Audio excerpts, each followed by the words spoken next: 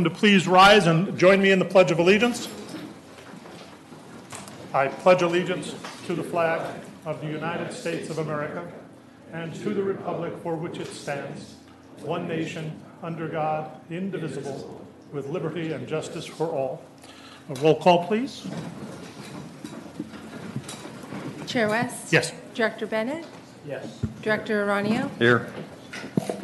And we did get a call from Director Borchard. He's on his way. Alternates, if you're back there, please wave at me. All right, we'll move on then with an agenda review. There's really only one main item on the agenda. A couple of items, a couple of things, a couple of words concerning the agenda. We have a lot to cover in a limited period of time.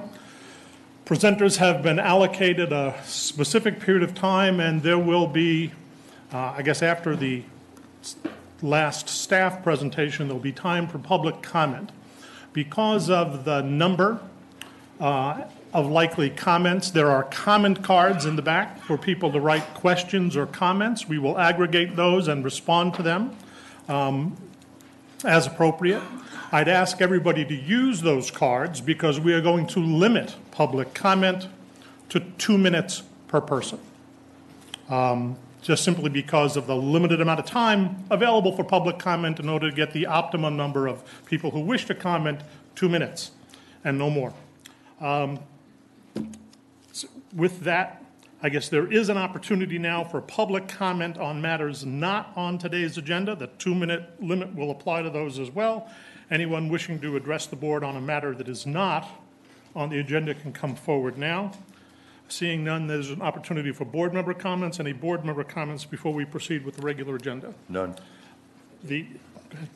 I just have one. I mean, if we have 30 people that want to talk at 2 minutes each, we don't have an hour. I mean, we basically have to have the public comment time limited to the amount of time we have, number of speakers, and divided almost. Right. Well, inevitably, that we won't know because we don't get comment cards. Again, the comment cards, please fill those out. We'll address those. Typically, what happens a lot of times is many people have the same question. If we collect those question cards, we can distill those down to the basic questions and address those. At the end of the presentations, there is a limited amount of time available for public comments before the next element of the agenda. And so being aware of that, use that time judiciously because when that 60 minutes or 80 minutes, whatever that time period is, when that ends, there'll be no more public comment at this meeting. There'll be opportunities for public comment at other meetings. All right, moving on then to the beginning of the workshop.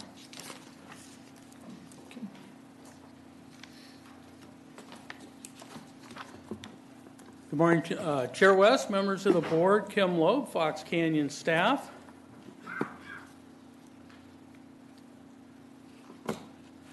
So the workshop outline has been revised slightly from what was in the staff report in terms of the times in working with you, Mr. Chair.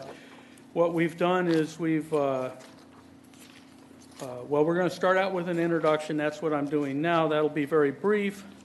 Then we'll have an opportunity for the Ag Owners Group to present their plan, and specifically looking at the issues that were different from what staff had been proposing.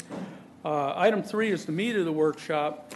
That's where we're going to look at the policy issues that really need your boards to weigh in on, and then provide us with direction ultimately on allocation systems and alternatives. And so what's different there is we've pushed that out into an hour and 110 minutes. And so will be a bit of presentation up front, but then we'll have about 90 minutes for stakeholder comments and your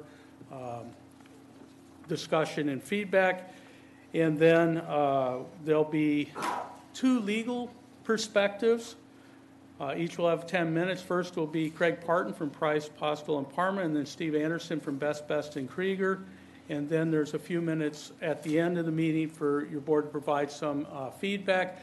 But there is an agenda item on the regular agenda this afternoon at the regular meeting after your board has heard all the comments from stakeholders and staff, and to kind of just digest that and then provide us feedback and direction in the afternoon for continuing on our journey on trying to develop an allocation system that is appropriate.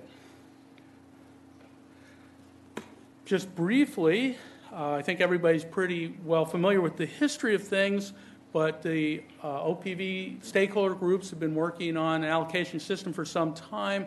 Due to the concerns that your board had with that coming to fruition within a time frame, as because it was taking a long time, you had asked staff to prepare an interim plan, which we had worked on over a period of time, meeting regularly with stakeholder reps from the OPV groups, in which we presented to your board late last year and early this year.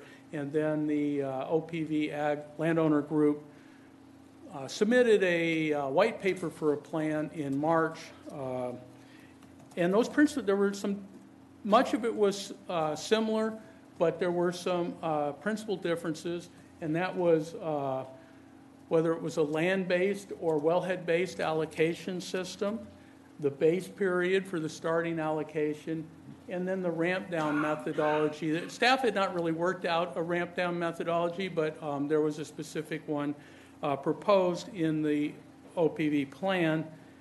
And then in terms of surface water, I think both staff and the OPV stakeholders represent that surface water, especially Santa Clara River water, somehow needs to be part of the allocation plan in terms of accounting for it because of the significant variations in pumping depending on whether water's there or not. But the details of that had not been worked out at this point. So I think that is all the comments I have introductory, and at this point I will turn it over to whoever's going to present for the OPV group. Is that you, Brian? Or is it Greg? Okay. Chair West, good morning. Good morning. Directors, good morning. Staff, good morning. Greg Lewis, Duda Farms, as well as President of OPV. Thank you in advance for your time and consideration today. It is well understood by our group that your board as well as staff have devoted a tremendous amount of time and energy to this matter, and for that we are grateful. The plan for our group today is to address the 4 issues that Kim just brought up: land-based versus well-based, surface water, base period, and ramp down. More specifically, how those issues have been incorporated, accommodated, and resolved in our OPV white paper. To help me do that, please allow me to introduce expert water lawyer Rob Saperstein, as well as professional hydrogeologist Brian Bondi. Thank you.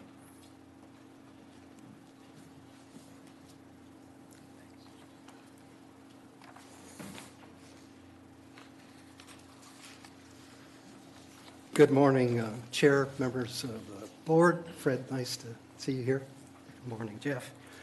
We have a PowerPoint, if that could be teed up, and I've demonstrated my inability. This one's new, so is it just the middle bigger button to move it?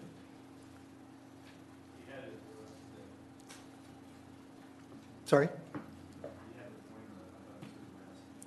To move to the next slide is just the big button. It's easier. Foolproof. Thank you, board members. What Brian and I are going to do is give you a bit of context for the OPV plan, and we will focus both on the construct and why it is that the OPV plan, this is going to be a tough one this morning.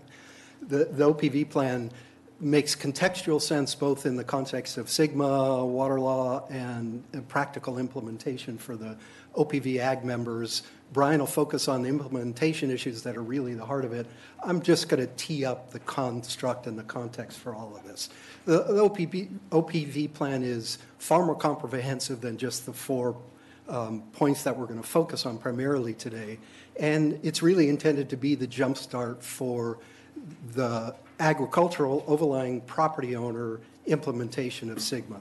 The goals are really consistent with the GMA's goals, achieve sustainable yield by 2020, be consistent with California water law in dealing with implementation of an allocation plan, timely, effective, efficient implementation. So again, Brian is going to focus on the details of implementation. The intent is to, by and large, hand the GMA staff and board a package that is implementable. So it's not, here's our ideas, you figure out how to do it.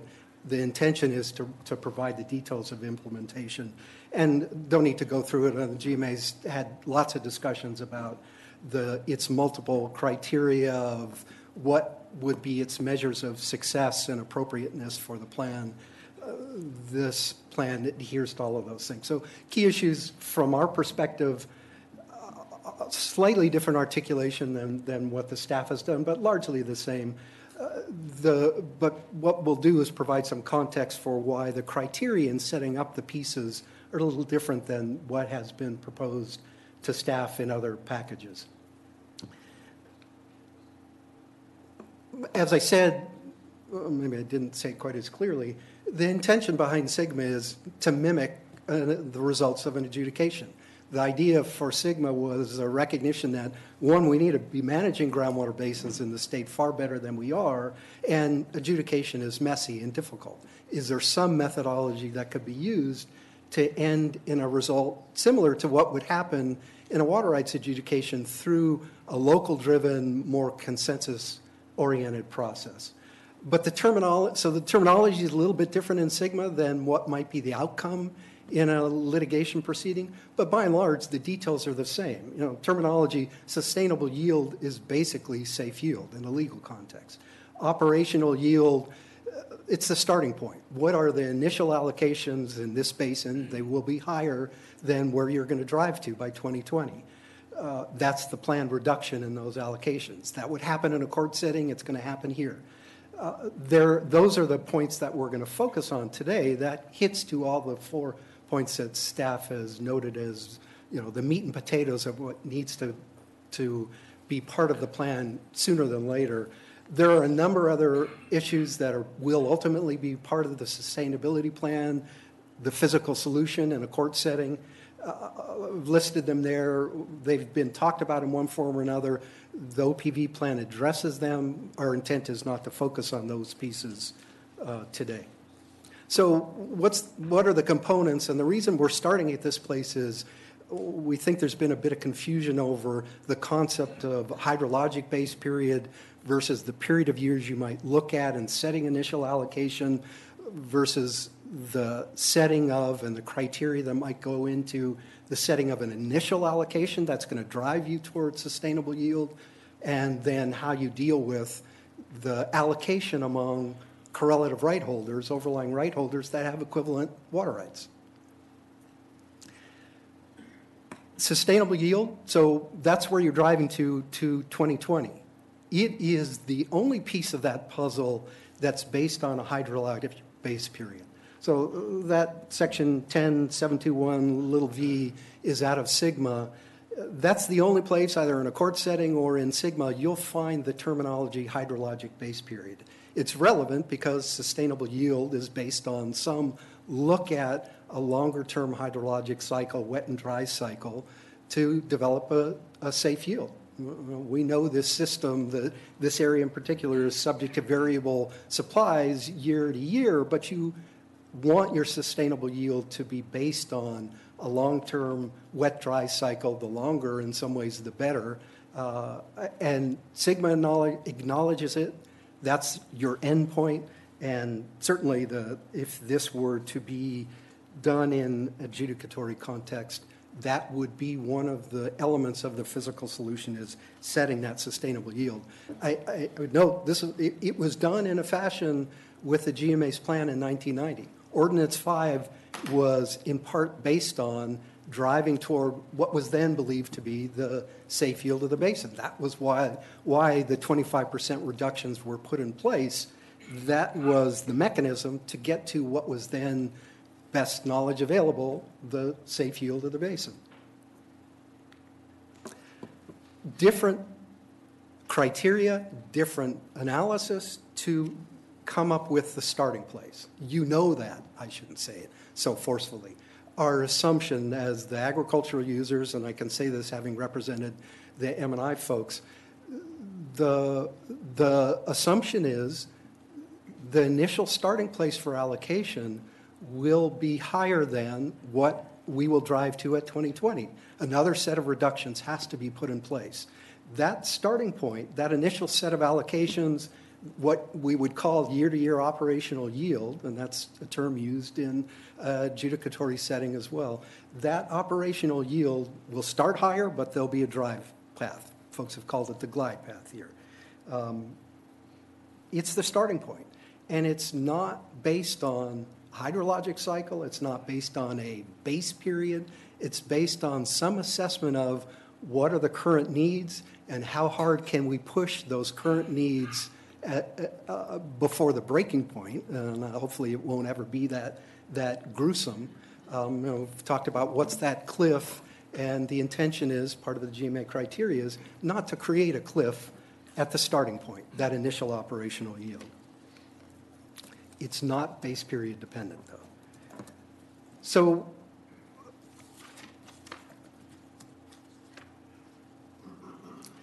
the allocation plan, the meat and potatoes for today, are intended to mimic what would happen in a adjudicatory setting, and it's what SGMA requires. And this is where the OPV plan, we believe, is more adherent to both the nature of the underlying rights that are at issue among the ag folks and what would happen in adjudicatory setting. So let's say it a little differently, and this is what the board will face in Las Posas perhaps. If litigation is filed, the best of circumstances are the GMA will continue its process and develop a SGMA plan that will be the basis of what the court would take in setting allocations, establishing a physical solution. And to do that, the board has to pay attention to, and that's part of the reason we're here, pay attention to respecting the water rights of the various different entities. Rob, I don't mean to interrupt you or cut you short. Yes. My suggestion is less context, more substance. Okay, going there quickly. So the pathway is not just looking at current pumping or a period of years of pumping. There are other considerations that are critical in making that process work. And we'll get to the details of that in a little bit. Very quickly, this is hopefully not new information for folks, but it seems to have gotten glossed over in some of the conversation. Agricultural owners hold overlying rights. They own property, pertinent to that property are overlying rights. The nature of those rights are correlative. They are equal in priority. And part of the challenge in managing a basin is they are also intended to be flexible. So in the perfect world, when you've got surplus or sufficient available supplies, you can have changes in water use, changes in cultural practices, changes in cropping. The correlative right is intended to accommodate all of that. The challenge is when you've got to reduce those available supplies, limit the supplies to equivalent right holders, what's the recipe for doing that? In contrast, appropriative right holders established by use, the first in time, first in right, those are the public water suppliers. So where the board is at now is what's the allocation plan? How do you respect those correlative rights and get to a sustainable yield by 2020? What's the plan? And that's really what OPV is intending to address. Director West, part of what I'm intending to do here in providing some context may be shortening the legal setting and legal conversation a little bit later on. We thought it was important to set this up when Brian talks about the details. So you'll see on a couple, a very small number of these slides, a quote like this. These are taken verbatim from either appellate court or Supreme Court decisions in California.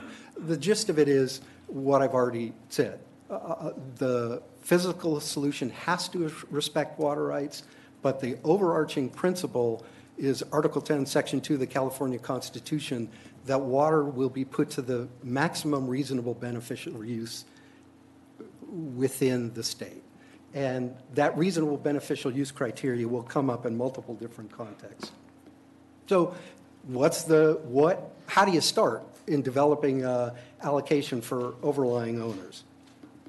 They each have a common equivalent priority.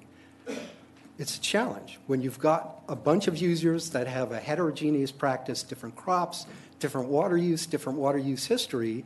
How do you set allocations for those equivalent water right holders? The OPV plan is fundamentally based on consistency with how that allocation quantification would work in a court setting. So it would start with that understanding of equivalent right holders, know that there needs to be some allocation system, but pumping isn't the only criteria that's considered in setting those allocations. If pumping were the only criteria, the policy that you would be setting is pump like hell because you know what's coming is a potential quantification or adjudicatory setting. That's not what the law recognizes exclusively. Pumping is important. It's not the only consideration. So, number one, this is part of the meat and potatoes, why OPV is suggesting a land-based allocation. From a legal standpoint, it is kind of water rights 101. Overlying rights are appurtenant to the real property on which the water is used. That wasn't done in 1990 when the original allocation system when Ordinance 5 was set up. It was probably a mistake, but it was partly based on the conditions at the time. There was no metering. There was a recognition that a plan needed to be put in place right away, and it would be far too difficult to do it based on land use. Part of the unintended consequence of IAI is now it's become far more easier to identify water use on particular properties because we have 3, maybe 4 years of information about that water use parcel specific. And that is consistent with California law. To save time, could you just go back one slide and read the last line? I just want to read that. So okay. And we'll get to that in a moment in a little more detail. So Water Rights 101, OPV plan is intending to make the quantification of allocation applicable to parcels for overlying owners.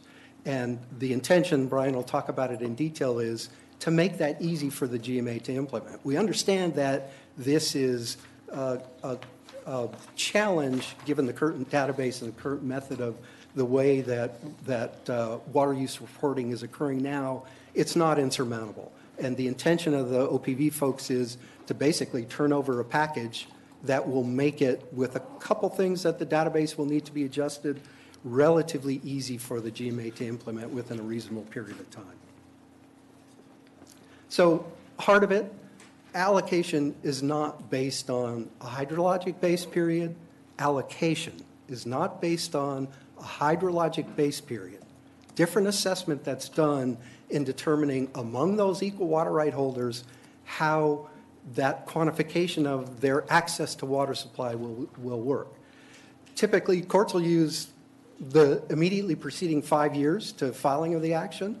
There's some comments about Sigma requiring 10 years worth of water use. That's intended to provide information for a safe yield analysis, not intended to provide the setting for using 10 years as a 10-year average to set initial allocations. Again, consistent with the first criteria of setting allocation for correlative right holders, that it's not based on use over any specific period of time. It's not formulaic. The courts have consistently held that there is no formula that applies universally to allocating short supply to equal water right holders, the agricultural users. Pumping is not determinative. I can say it over and over again. Pumping is not the only criteria. Base period is not a hydrologic base period. You need to look at some period of years, and typically it's the immediately preceding set of years, typically less than 5, and most adjudications that have worked it out. And And the goal is to somehow apportion that available supply to the equivalent water right holders in some equitable fashion. Lots of consideration. So these are again, quotes from appellate court, and it's current law. It's not cherry-picked. This is current law. That can be a complex, a challenging process because it's basin-specific, region-specific, based on use and anticipatory use, how you allocate supplies among equal water right holders. The objection that occurs in a lot of settings is, wait a minute, that's way too difficult. Certainly way easier to just pick a set of years and say, that's the average, we're going to use it, and then we'll create what's been proposed is create a variance process to allow folks to come in and plead the hard case. Well, it's not consistent with law to do that, and the challenges, particularly in this basin, stress what was mentioned at the last GMA meeting, 50% of the agricultural users have access and are aggressively using surface water when it's available. So if the GMA were to use a policy that only uses groundwater use for overlying owners, you have dramatic winners and losers. You have those folks, dramatic winners and losers. You have those folks that have been 100% dependent on PV supply, for example, that is in any given year a mixture of surface water and groundwater. And if that allocation was based only on groundwater, you have folks that end up with an allocation well below 1 acre-foot per acre, and those folks that have pumped groundwater well above 3 acre-foot per acre, and who's helping the basin? The folks that are using surface water. It's not equitable, so meaning it's inconsistent with the legal criteria, and it just simply is a recipe for failure.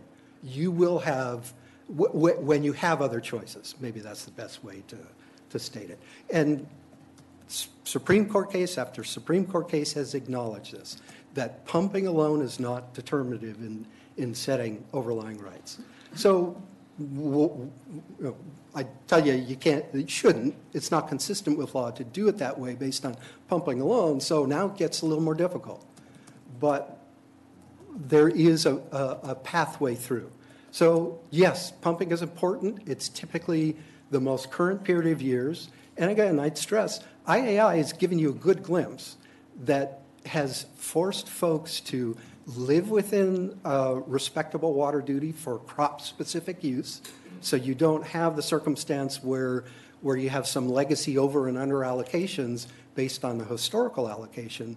IAI has had the unintended beneficial consequence of giving you some relatively good data in more recent years to base some initial allocation on.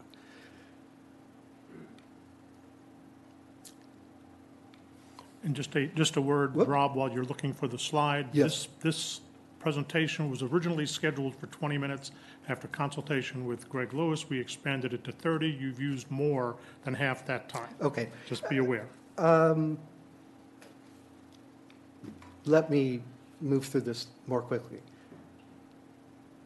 We've talked about surface water, and I think and I'll maybe reserve this discussion to later on, what we believed happened, the OPV group believed happened after the last meeting was that the board and some of the users that first were hesitant about surface water recognized some surface water use had to be embedded in the calculus used to establish allocation because of the dramatic use of surface water, and that it's a policy that this board wants to encourage. Surface water would be an element, and it's about implementation. It's not about whether it should, it's how is it implemented.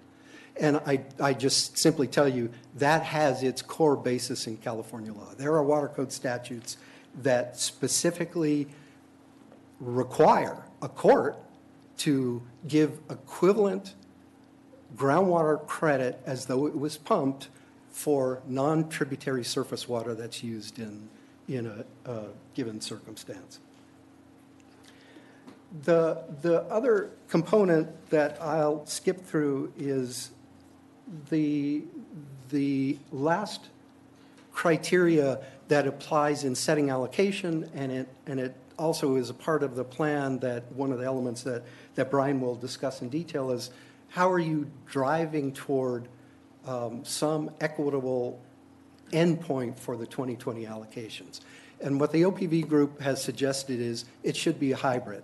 So even with surface water allocation, you have a heterogeneous group of ag users out there. Some growing tree crops, some berries, some row crops.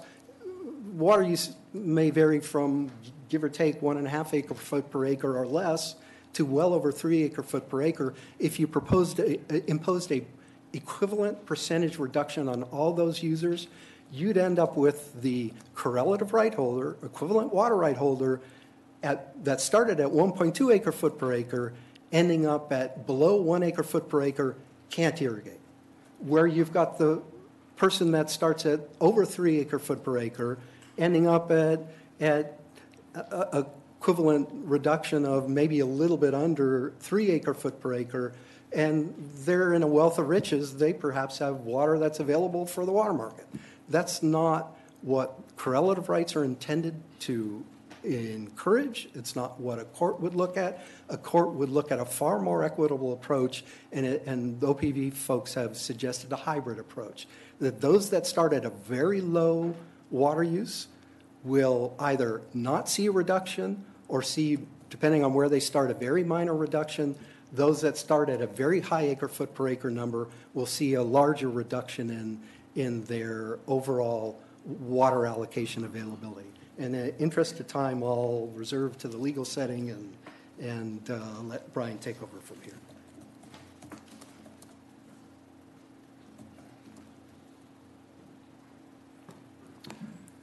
Good morning, directors, staff, audience. Brian Bondi on behalf of OPV. So Rob talked about the why. I'm going to talk about the how. The 4 issues, you know them. We're going to go through them in terms of implementation.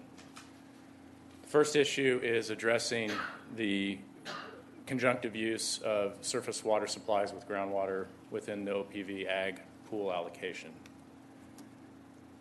So a little bit of background. We all understand that United diverts water off the Santa Clara River, and that's the principal source of groundwater recharge in the basin.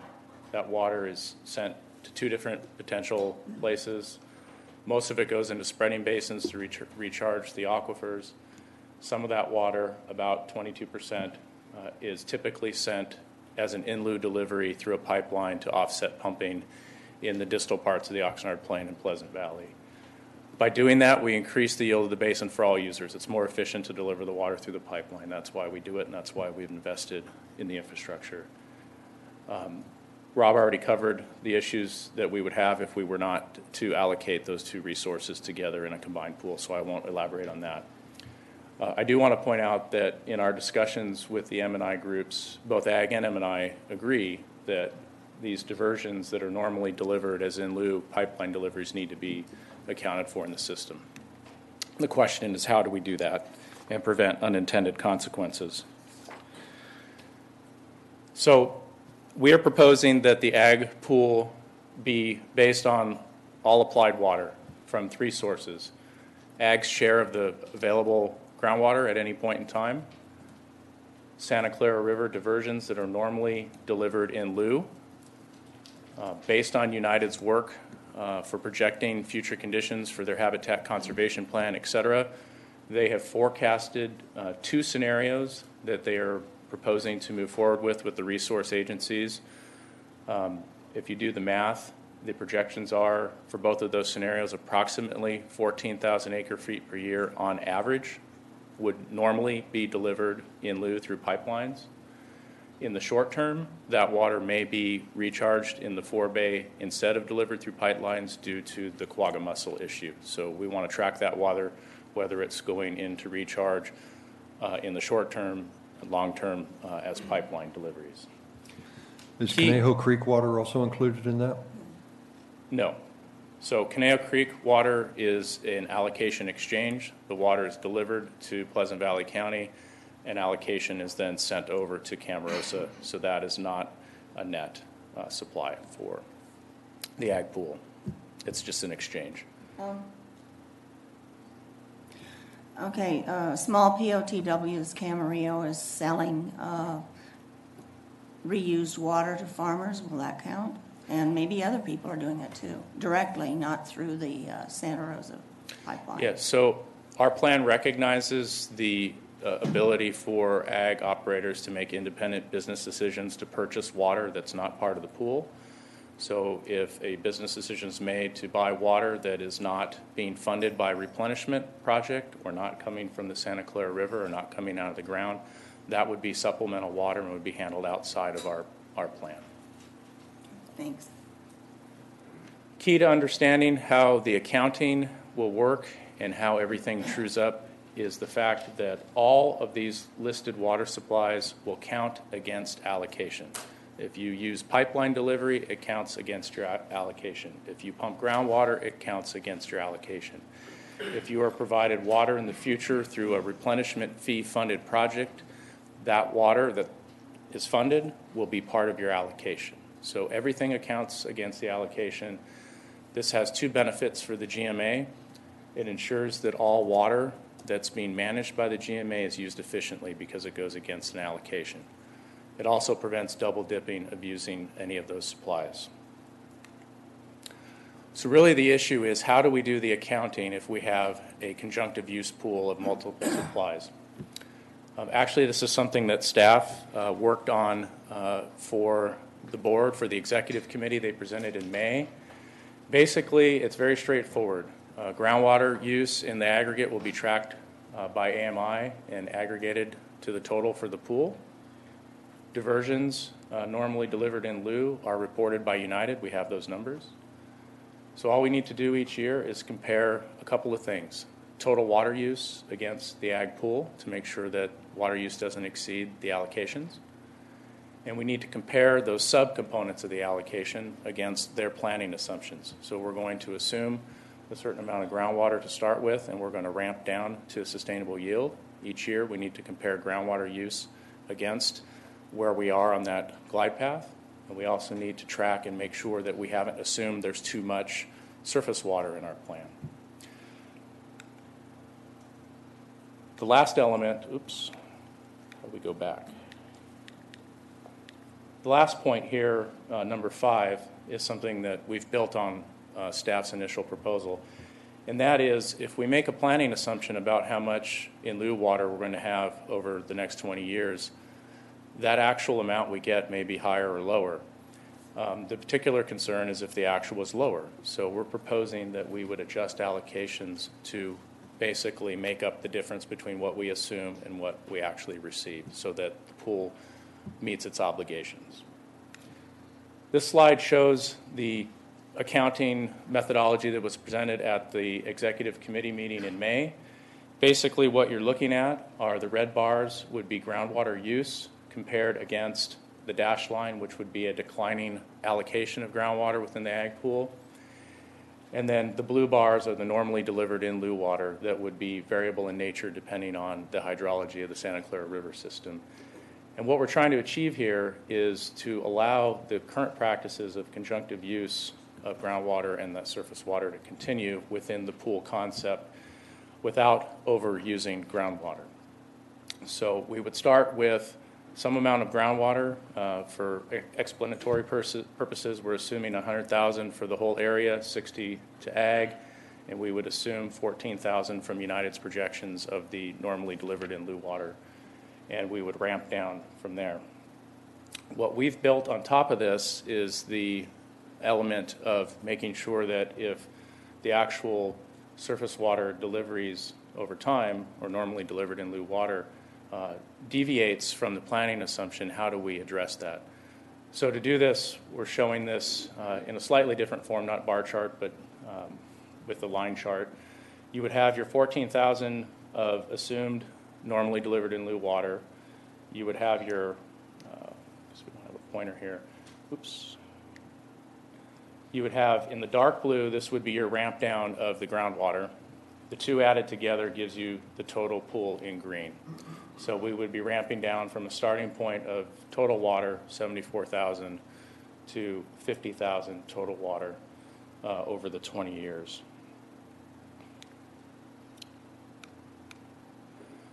So now, building upon those planning assumptions, we show actuals. So the solid lines, this is a scenario of potential actual future.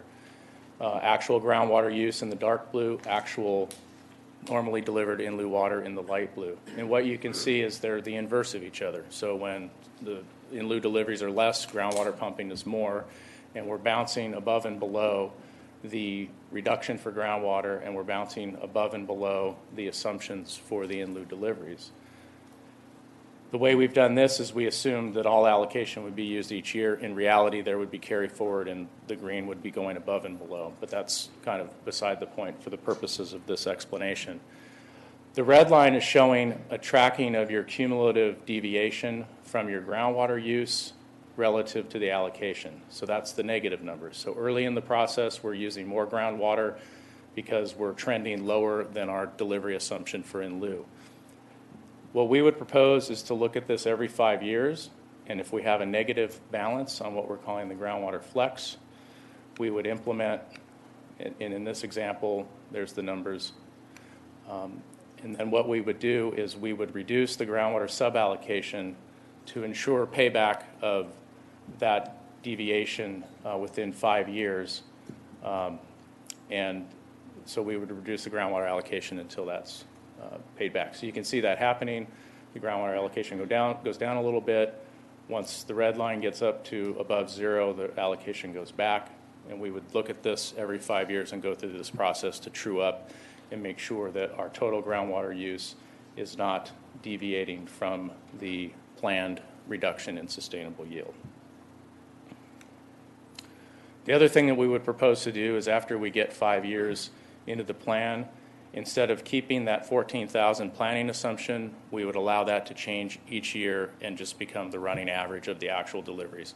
So over time, the planning assumption would converge with the actual deliveries, and the need to do this accounting would become less and less and less, and everything would balance out eventually.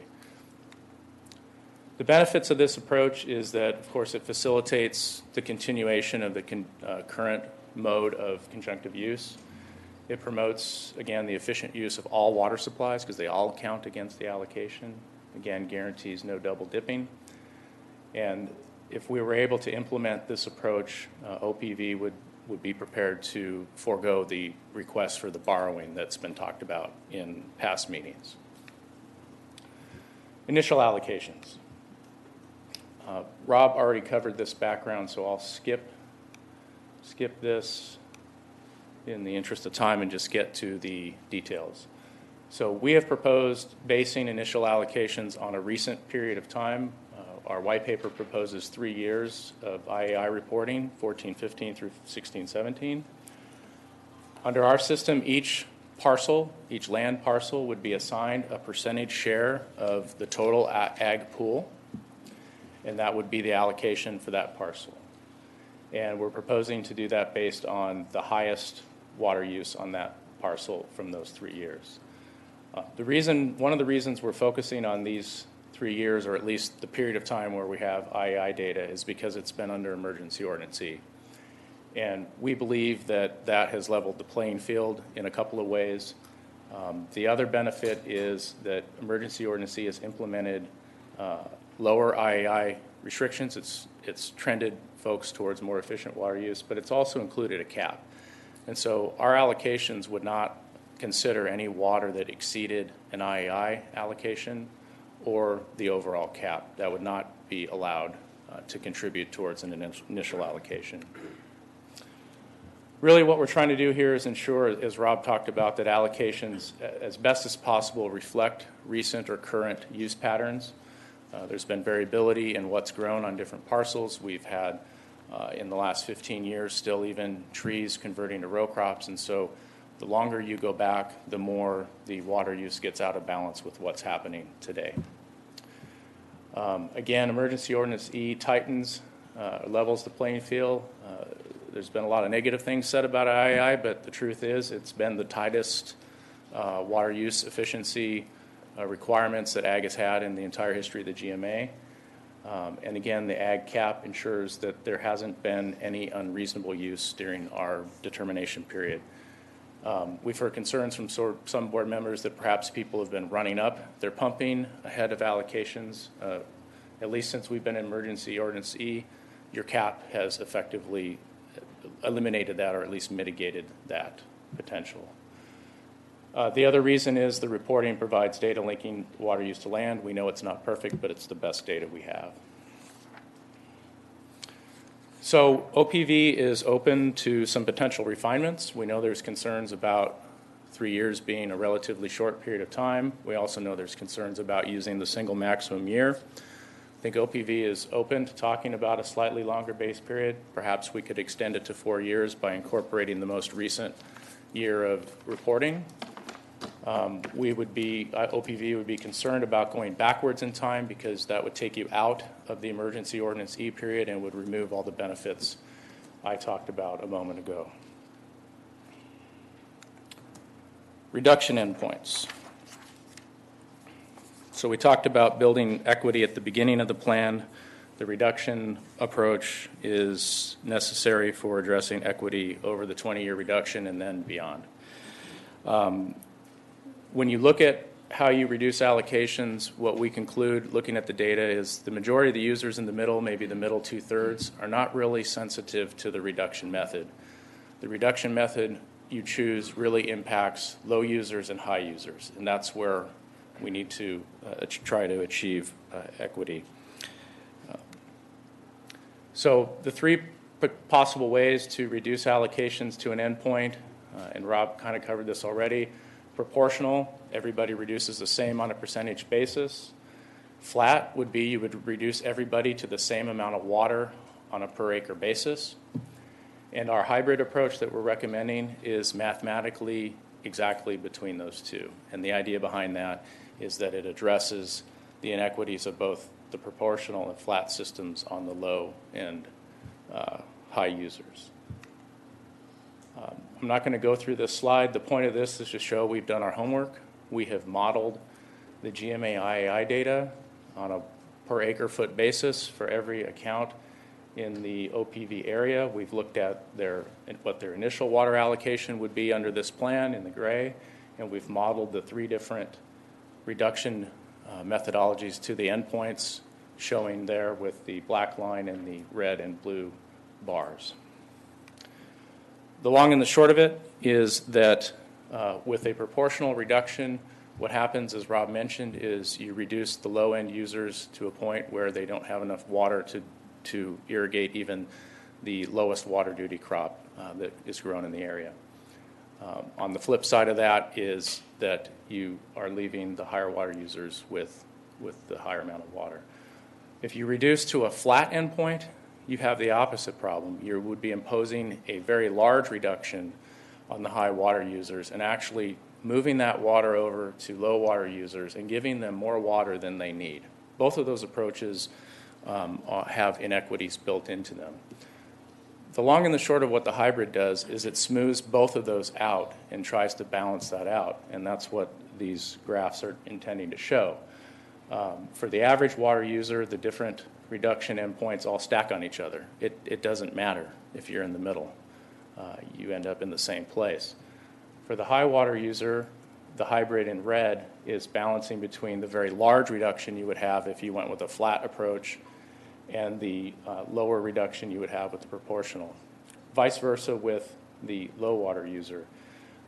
What happens with the hybrid is they stay about the same, and you could think of this as being basically akin to the floor concept that was proposed in Las Posas. We're getting there in a different way with the math, but functionally and fundamentally and philosophically, we're doing the same thing.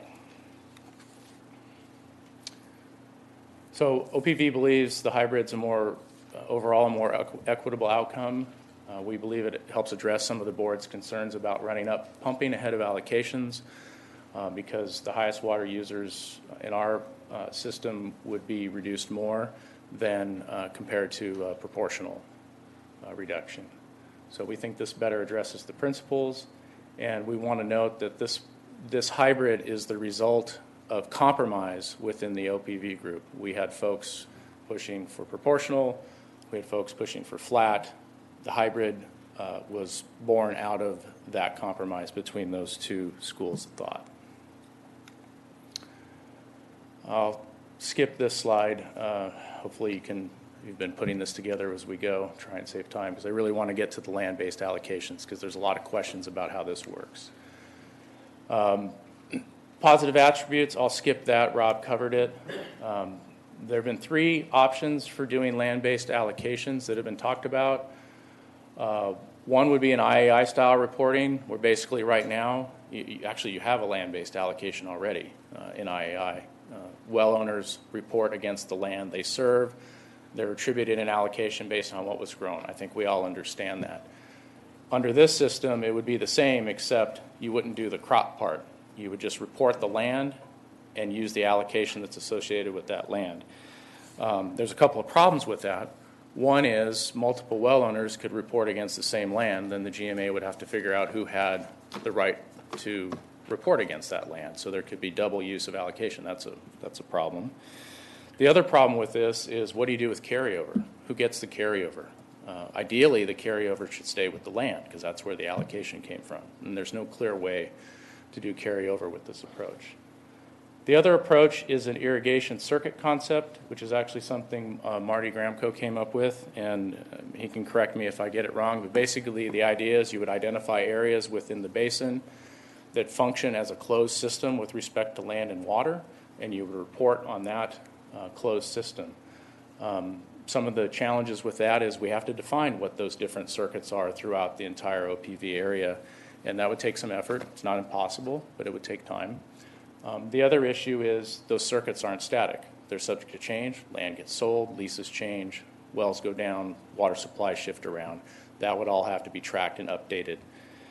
What we're proposing is a system that we think is much simpler than those other approaches. We think all 3 could be made to work, but we think what we're calling the allocation assignment approach would be the easiest to implement. And so what that looks like, it's pretty straightforward. Landowners would assign the allocations for their parcels to their water source each year. It's that simple. I own a piece of land. Maybe I'm getting my water from Director Aranio's well. I have 100 acre-feet of allocation. I'm going to use 80 that year. I assign 80 against Director Aranio's well. I keep 20 as carry forward on my land. He pumps the 80. It all trues up. Everything works. That simple. So I'll walk through an example with you of how we would envision this looking in an online system. Do it quickly. You have 1 minute. Okay. So the landowner would see their parcels, their acres, their allocation. OPV would provide all this data. It would be put in the system. We'd give it to you for every year of the 20 years. They would see how much water they have available on each parcel. They would assign their allocation to the wells that provide the supply. You can see here there's multiple wells. Perhaps they sold water into the water market. That would be logged in here, and then they would have carry forward left. On the well owner side, they would log in, and in this example, the well owner and the landowner are the same. They would see that they assigned the allocation against the wells from their parcels. The AMI data would feed in. You'd see how much the pumping is. The system would calculate whether there was an overage or underage, and in this example, all the wells balance out to 0, so there's no surcharge. This works equally well if, for example, the third well, well C, was owned by somebody else. Doesn't matter. That's the beauty of the system. I own land. I tag the allocation to whatever the water source is, and it gets trued up at the end of the year. So we think this is straightforward. We can provide all the numbers in math. We think the programming is relatively straightforward. Landowner identification, there's been concerns. Who are the landowners? We don't know who they are. We do. The Ag Waiver program has a database of landowners. The assessor has all of that information that can be put together. But it's really not even a concern, because this is going to be a well owner driven process. If I'm delivering water, if Director Aranio is delivering me water, he's going to want to know darn sure that he's getting my allocation. So the well owners will be driving the landowners to log in and assign the allocation. Director Aranio will want a contract with me that says that's going to happen. So the well owners will drive the participation in the program, and we think that that would greatly limit the outreach that would be necessary for staff. I'll skip the closing points. Thank you, Brian. Difference of time. Okay, we'll move on to item number 3, and lest there be no mistake, that 20-minute presentation grew to 45.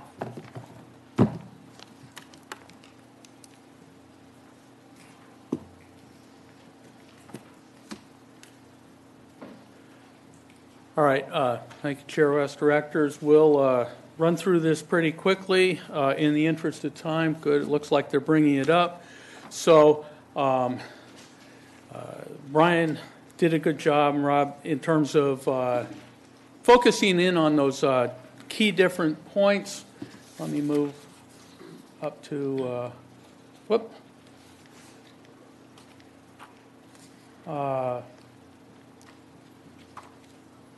That's for the regular board meeting. I wonder if we could bring up the previous presentation. And so that's the allocation basis with the assignment and measurement, the land versus wellhead, the ramp down base period. Yeah, here we go. And we'll talk a little bit about surface water, and then lastly, as there's time, we can talk about flexibility. But before we get into that, we think it's really important to really think about how water is delivered in the Oxnard and Pleasant Valley basins. Now, Brian touched on this in terms of the irrigation circuits. This is schematic we worked up. We worked with, over time with the OPV stakeholders to help flush some of this out. And what we're looking at here is some hypothetical parcels, 6 hypothetical parcels of land with various permutations and combinations they may receive water. So, and here's a pipeline. This could be United's pumping trough pipeline. It could be Pleasant Valley County's type pipeline, and they're delivering to their customers here. It could be a mutual company delivery as well. And in that pipeline for United and Pleasant Valley, it's getting the Santa Clara River water in there. Both districts also have wells. And the blue M represents meters, groundwater meters that are reported to the GMA. And the green M's represent district meters that they are metering their water to their customers, as well as United tracks how much water is delivered to the PTP pipeline or the PV. Other water, for instance, Pleasant Valley County, that could be Conejo Creek water coming in. It could be other water from other sources as well. So in the instance of parcel 1, this is our most common type of parcel. This is the parcel operator owner is, well owner operator, I should state, is reporting to GMA the pumping from the 2 wells there, pretty straightforward. Parcel 4 is got no well, really has no relationship with the GMA at all, that operated that parcel, because they're getting their water from a water district, be it PTP or PV. And so that allocation's up here at the district. They get mix of surface water when it's available or district water.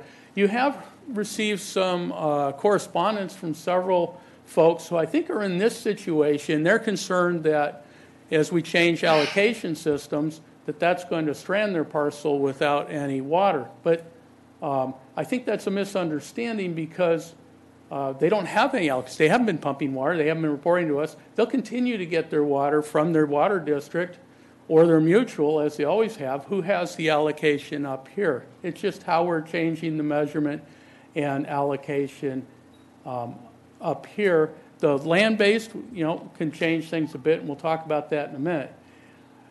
Here's a parcel that's getting both water from a pipeline, district, or a mutual, or from a well. And here starts to be some of the complication that Brian started to talk about, or he introduced, where maybe this landowner is sharing water with this parcel here, which has actually no well or no direct connection, but they're getting water through arrangements between these neighboring landowners, operators that we don't know anything about or have any way to measure. And then I think that pretty well describes the various combinations and permutations, but I think it's really important to recognize how the water gets delivered, because ultimately whatever is allocation to system is adopted by your board, we've got to implement and be able to measure, to monitor, to manage. One other thing about the IAI, and there's a lot of reference to, we have the information about where the surface water is going to in terms of a parcel basis. That's not exactly right because of the combination codes, the COM codes. So certainly most of the larger operators, they can group various parcels within a basin, not necessarily contiguous. Parcel 1 and parcel 6 might be grouped into a COM code, and we get the total water delivered to the COM code, and there's an average IAI calculated, but they're not reporting the actual water that goes to a single parcel. It's the combination, which may be at different locations across the basin. So that's a complication in terms of what available data we actually have to mine out of the IAI reporting. So these tables were included in the staff report. I'll cover them very briefly, but the purpose of them was to kind of outline the main policy issues.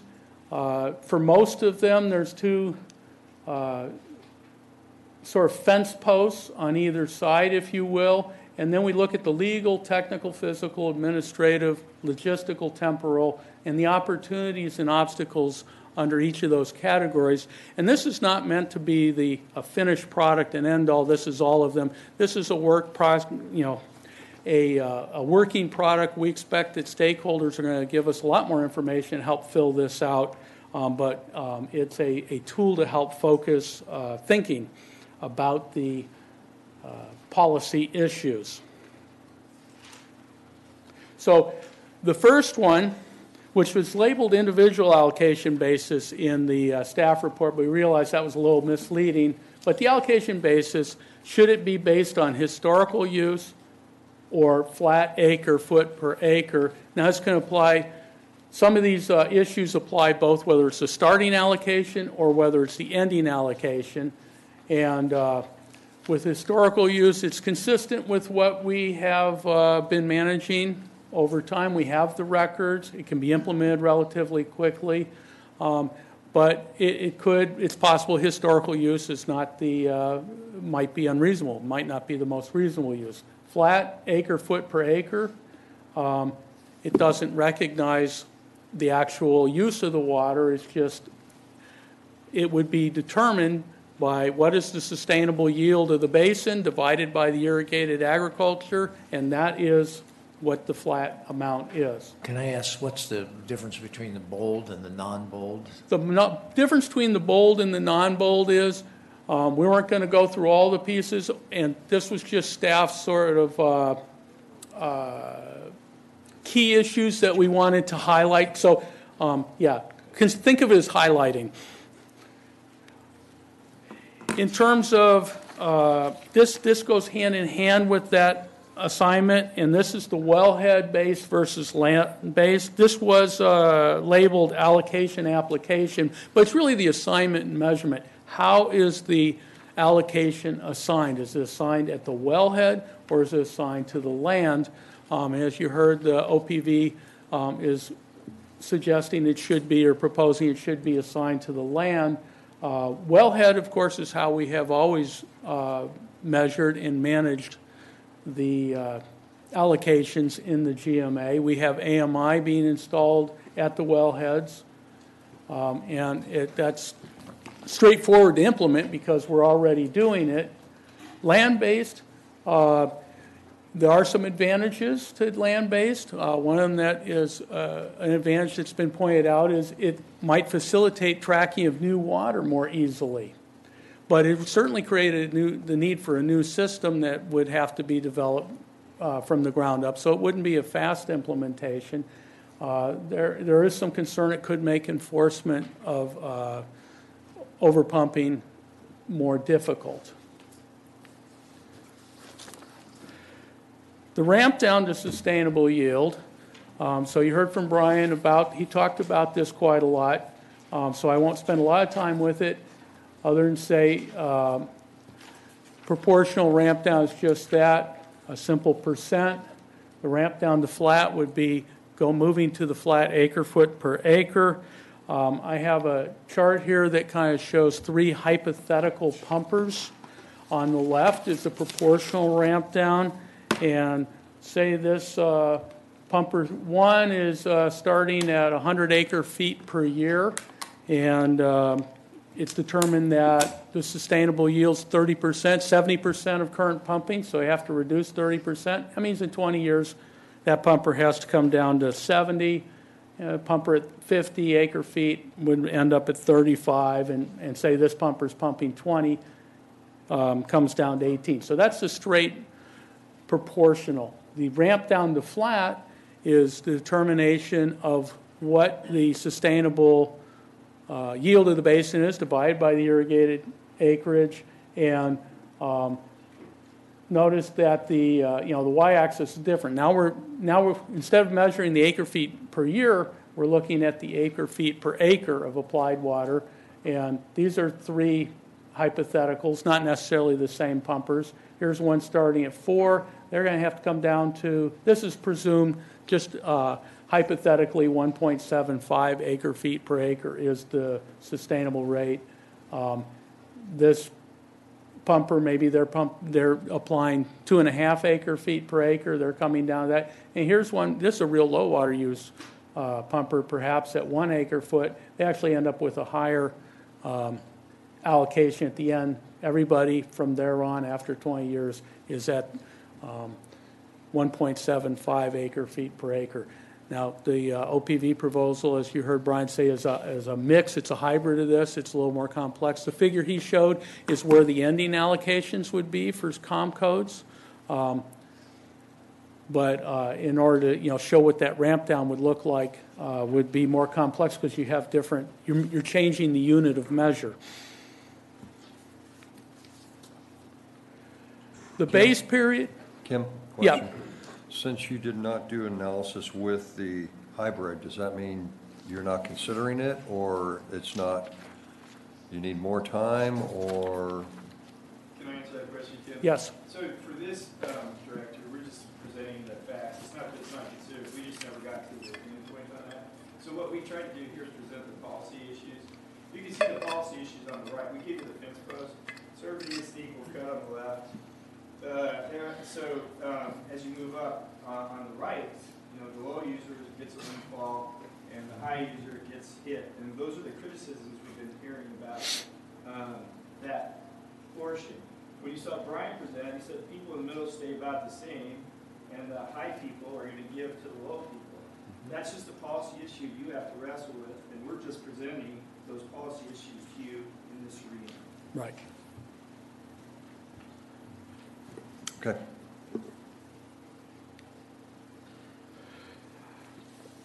This table talks about the base period for historical use. If you start out with a historical use-based allocation, it sounds like both the original staff proposal and the OPV is talking about starting out with some basis of historical use. And these are the 2 fence posts, the short base period versus a longer base period. A shorter base period, argument 4 is it's representative of the current land use, cropping, and cultivation practices. But clearly it would bias toward higher drought pumping if it was just covering those drought years, because we know pumping has significantly shifted during the drought. Longer period, it averages out those wet and dry years. It's more perhaps representative of a long-term normal level of pumping. It potentially balances out the use of adopters of water conservation, recent ones. There is a potential, the longer it gets, of more variance requests if land use is significantly different. But as we've talked before, we think that a longer period that is more representative rather than starting out with a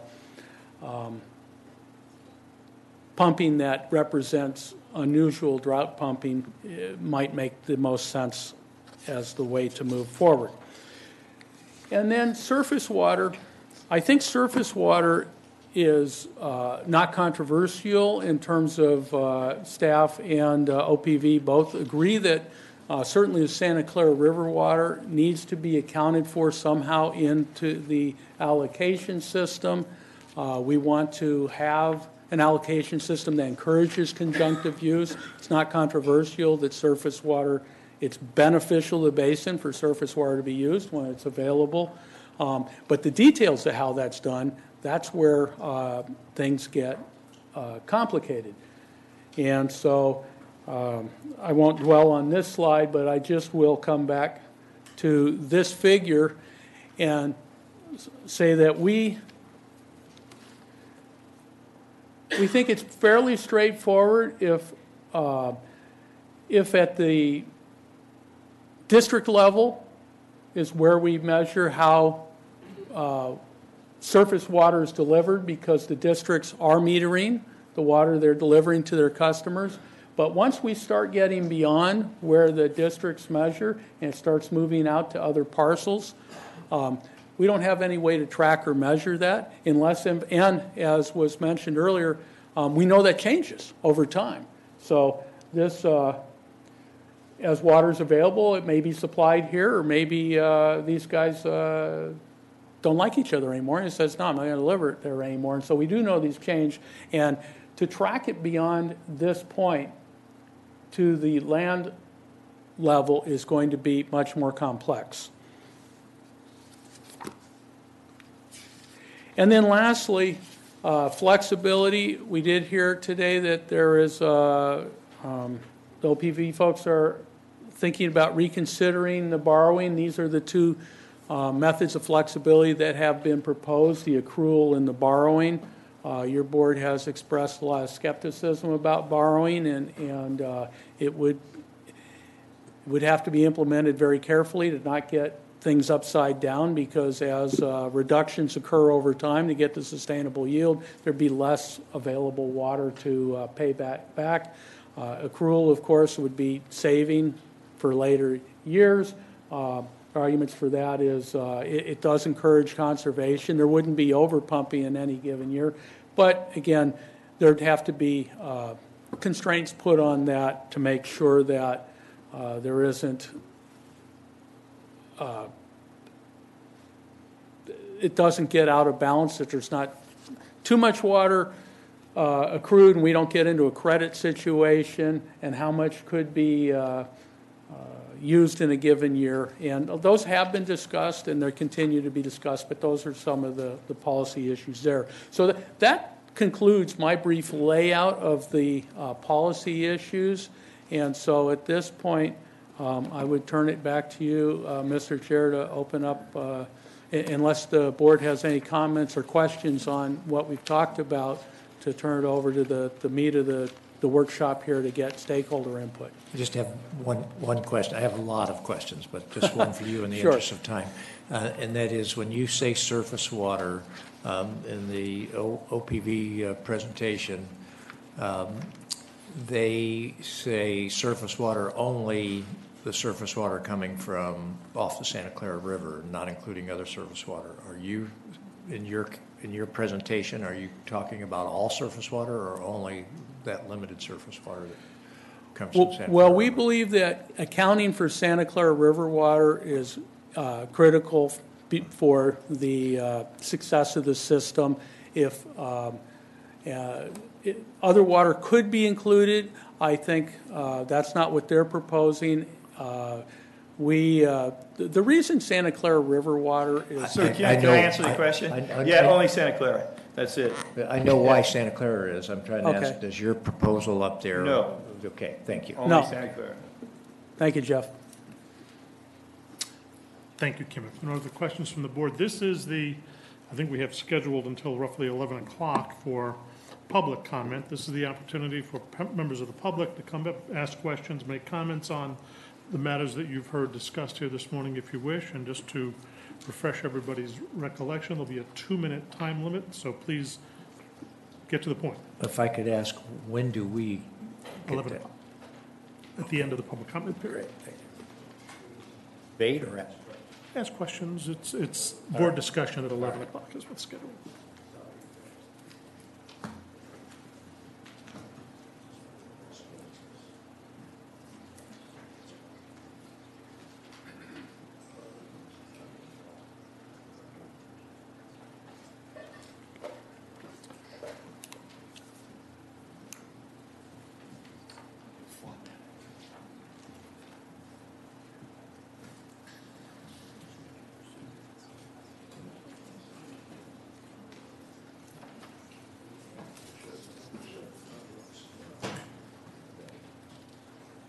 I don't think so, but.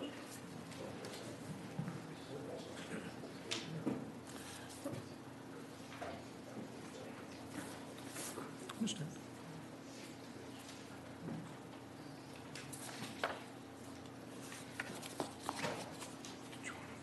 Why don't you pass those down? Again, the cards aren't necessary for you to come and address the board, but we appreciate the cards in lieu of a presentation if that's your intention.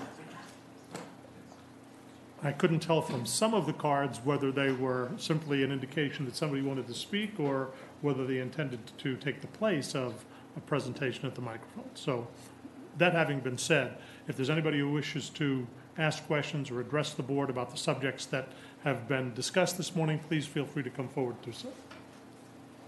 Jared? Afternoon, Chair West, members of the board. Jared Bouchard, General Manager, Pleasant Valley County Water District. Since we have such a short time frame, I'm going to focus on, just because of the shortened presentation that OPV had to give, I'm not sure that the message came across. And regarding the allocation assignment versus the circuit principle, and I thought Kim did a great job in his presentation of describing why it is OPV moved away from a circuit-based land system. And I wanted to make sure that the points that Brian made came forward, that we moved over to a allocation assignment principle because it alleviated the complications, as Kim described, with a circuit-based system. It puts the responsibility on the well owner if you're going to serve it, whether it be a district-specific well owner to a specific parcel, that the responsibility goes with that well owner, that, hey, I'm either going to incur surcharges or that property owner I'm providing is going to move his allocation into us, into that well owner's bank. The online system will account for it. Kim mentioned it would be very difficult to address penalties. It simplifies that process for the GMA board. And as he also stated, a lot of this work has already been done through VCAL. So we think we can provide this to you, put it in place, and it's not as complicated. And I thought Kim's presentation actually benefited in showing why this system is beneficial, and it will be fairly simple to implement after the first effort of getting the allocations assigned to the parcels. Then it becomes an operation that we all must make sure that we're engaged in and keep the accounting correct with an online database. That should make that process simpler for the GMA to enforce as well. Thank you. Jared, before you leave, question. So you're saying that surface water, or I should say, combination of surface water and well water that PV might provide to a turnout. If there are multiple users past that turnout, past that meter, PV will account for that? You'll either put another meter on the neighboring parcel, or you'll be responsible for presenting how that water, where that water goes to the GMA? PV would have to enter into a similar contract that you, like a well owner, would enter into. When you sign up for service through PV at our turnout, we would make that turnout person responsible for accounting for the lands where that water is being delivered on a parcel-by-parcel basis. And so it would almost be a stepping down process if that's how it worked out, that we would assign the penalty to the turnout. The turnout owner would then have to figure out where he allowed water to go through the turnout. Okay. But you have a method then, if, in that scenario where we are shown that there might be more than one user on a particular turnout. That's correct. I mean, it would operate much like a well sharing agreement, just like the turnouts do today. So, thank you. Thank you, Jared. Anyone else? Curtis?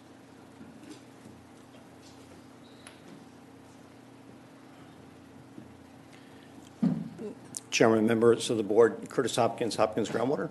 Been working with the M&I group, who has been meeting with the OPV group in trying to understand the details of the allocation system, and representing Oxnard, Ventura, Port Hueneme, Camarosa.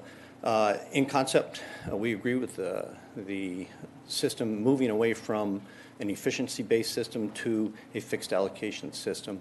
Obviously, the devil's in the details, so as things go forward, there are a lot of issues that will be discussed, but in this case, we support the plan that is proposed. The OPV plan.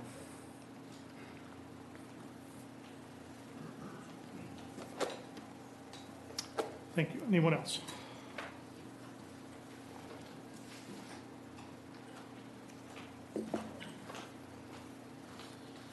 Morning. Thanks for opening us up so I had the opportunity to mention a couple of concerns from our side. We're probably one of the highest water users per acre feet in the valley. Excuse me. However, we're also probably one of the most efficient users of water. And that's the thing I'm really very concerned about, just because a high water user gets drawn down in any of these items that are up here. It's going to reduce the overall efficiency, or has the potential of reducing the overall efficiency of water usage within the county. We've got hundreds of millions of dollars invested on a 160-acre piece of property that results in extreme high productivity and also higher water use, but much more efficient. So all I ask is that this gets taken into account when you make your final decision. Thank you. Excuse me, I don't know if you announced your name. Would you do that so we have that for the record? Okay, it's Casey Howling. Thank you. And do you see the water market as one of the possibilities for you to? Absolute necessity. Thank you. From our perspective. Thank you.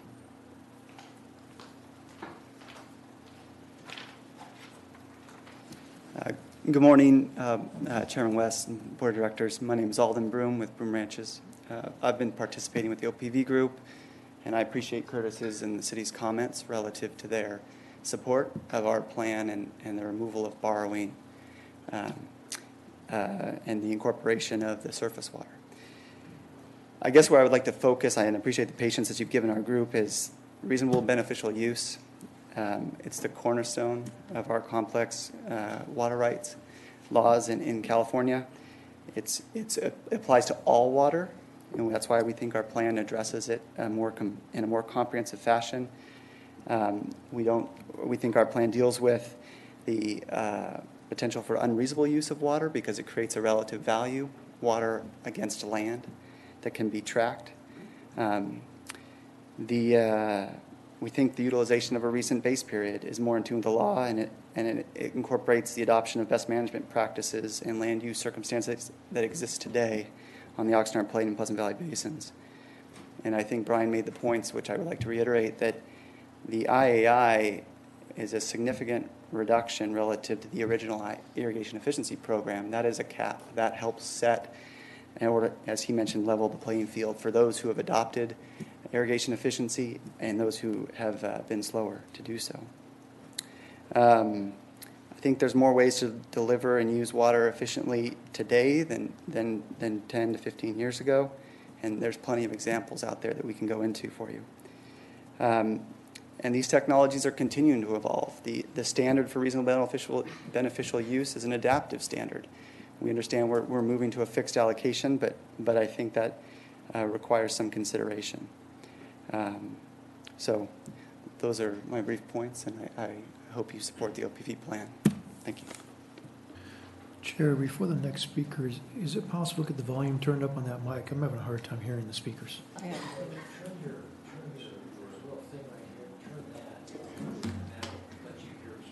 Oh, thank you.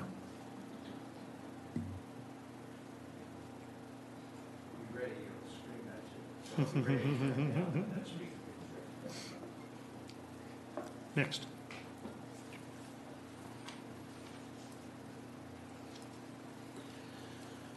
Jurgen Gramko, Southland Sod Farm.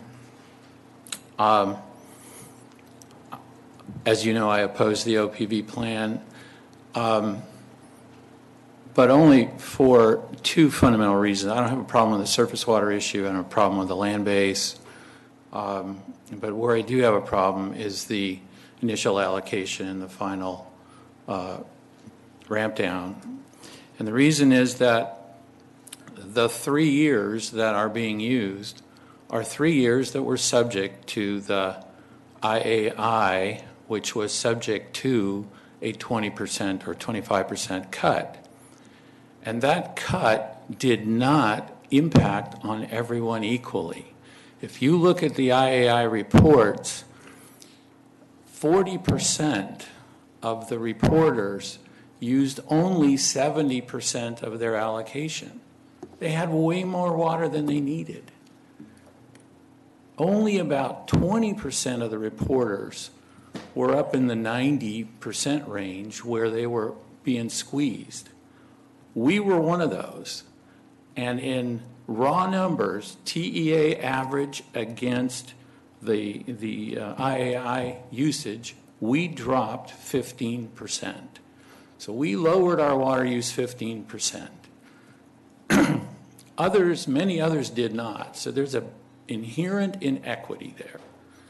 And then when you go to the OPV hybrid ramp down, that's disproportionate. And yeah, I'm one of the higher water users. So I'm going to be subject to a 35% cutback. In a world where the average cutback is 30%, I'll get a 35% cutback. Plus, I will start with a 15% cutback from the IAI. So when this is over, I will be cut back 50% against where I was 6 or 8 or 10 years ago. And that's just fundamentally unfair. And frankly, I don't think it comports with the law. And our attorneys will make that case this afternoon. And I hope you'll give them a little extra time because it seems like the OPV group's getting 2 bites at the legal apple here. Thanks. I got a question for you. How many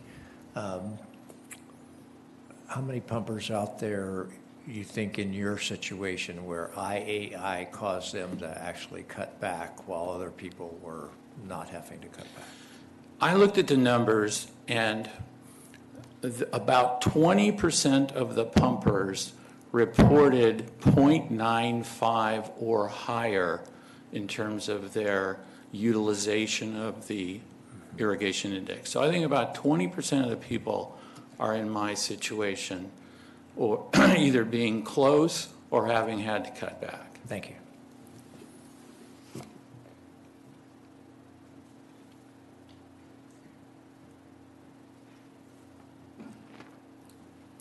Good morning. My name is Sherry Klima, Assistant City Attorney for the City of Oxnard.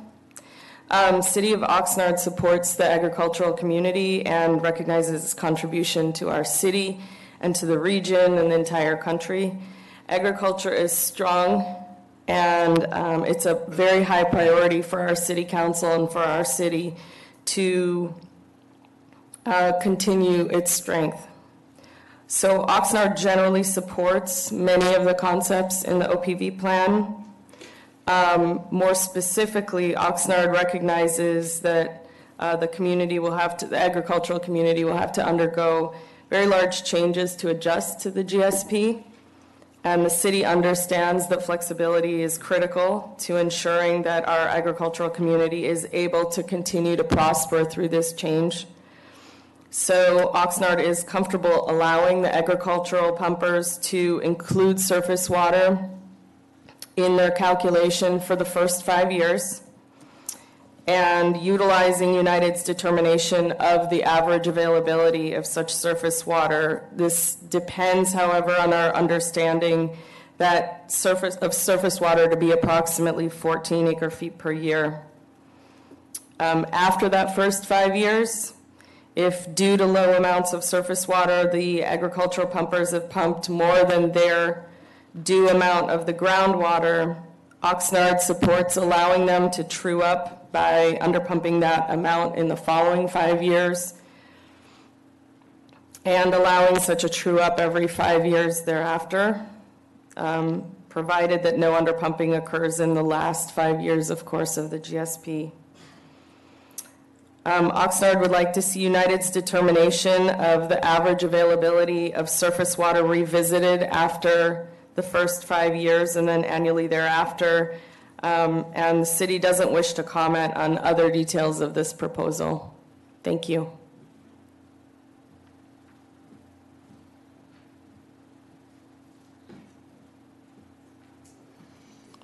Anyone else? Oop.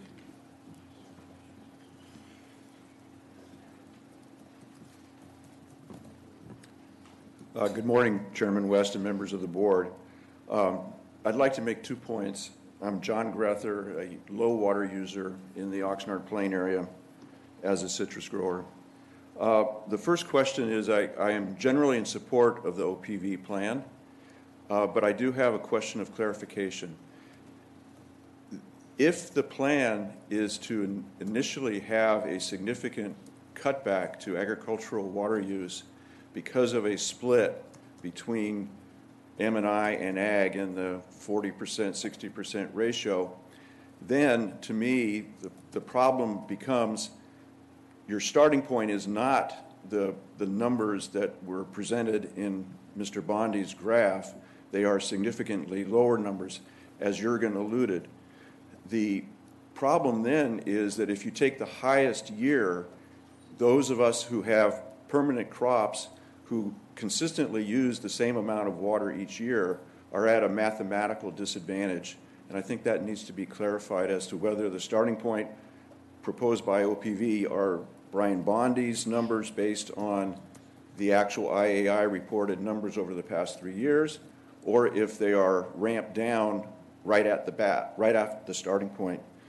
The second point I'd like to make is that to characterize low water use and that there might be either a flat outcome or a slightly rising outcome over the 20-year period as a windfall, I think is quite a disservice to those of us who have conserved the water resource over many years.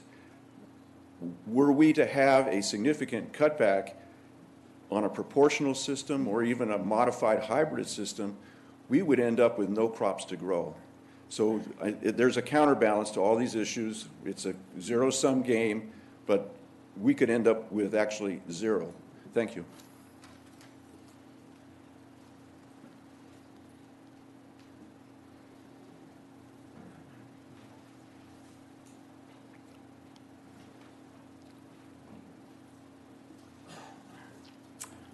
Director Rest and GMA directors. My name is E.J. Remsen. I'm with the Nature Conservancy. We serve on the Technical Advisory Committee, and we are owners of 4 parcels of land in the Oxnard or in the Fox Canyon GMA that we lease to agricultural tenants. I appreciate the amount of work that's gone into the OPV's plan. And I think there's a lot of progress has been made. I just want to highlight one topic that I've highlighted before, and that's the issue of borrowing. I am pleased that it looks like the borrowing issue is going away, but just to make sure it is, I just want to, again, reiterate the issues that creates. It doesn't encourage water conservation. In fact, it does just the opposite. It will make it much more difficult to meet our GSP goals. And I think it has the propensity to allow farmers to get into a water debt situation that they can't pay back. So thank you very much.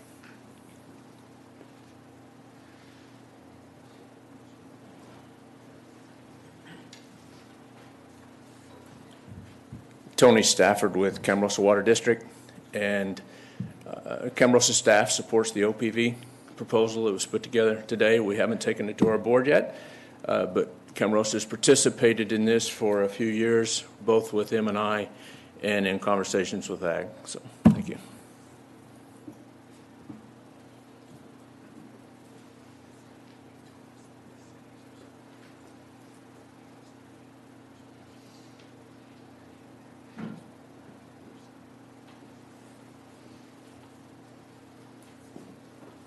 Chair West, members of the board, my name is Akbar Ali Khan, General Manager for Channel Islands Beach and Assistant Director for PHWA. I hate to be repetitive, but I just want to show to the board that there were several members on the M&I group that have been meeting for several months, if not years, and are supportive of the OPV plan to move forward. Thanks.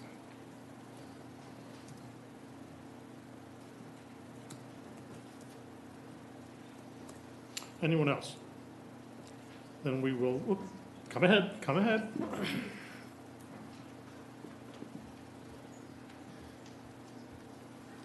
Name is Alyssa Gutierrez. I'm representing owners of 199 acres in the OPV basin, and we support a longer base period of the 2003 to 2016 and also the proportional reduction.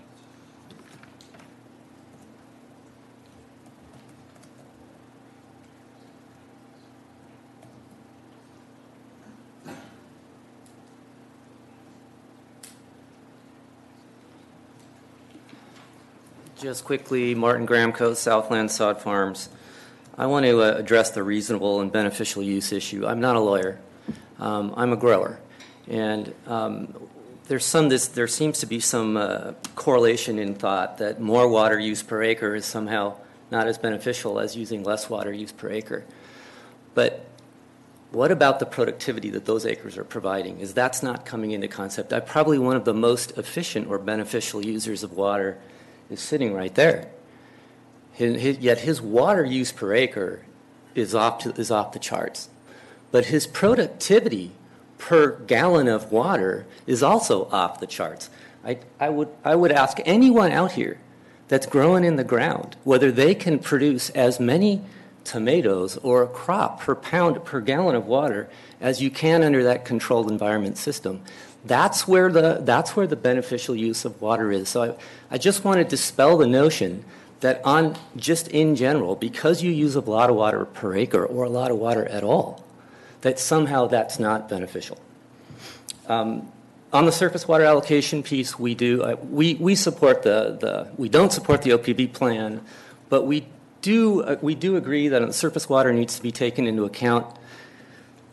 It's the 14,000 acre feet per year issue, basically giving it to ag up front, that's fine. I'm a little concerned about 5 years from now being in a spot where, oh gosh, we all pumped, and now I have to true up. So I created a system. I've shared it with the OPV group. I've shared it with PV. I've shared it with staff. It's an annual true up concept, more along the lines of what we talked about with the annual reduction, so it's not a step concept. I think it's doable, and I'm happy to continue to discuss that with staff and OPV. Thanks. Bye-bye. Thank you.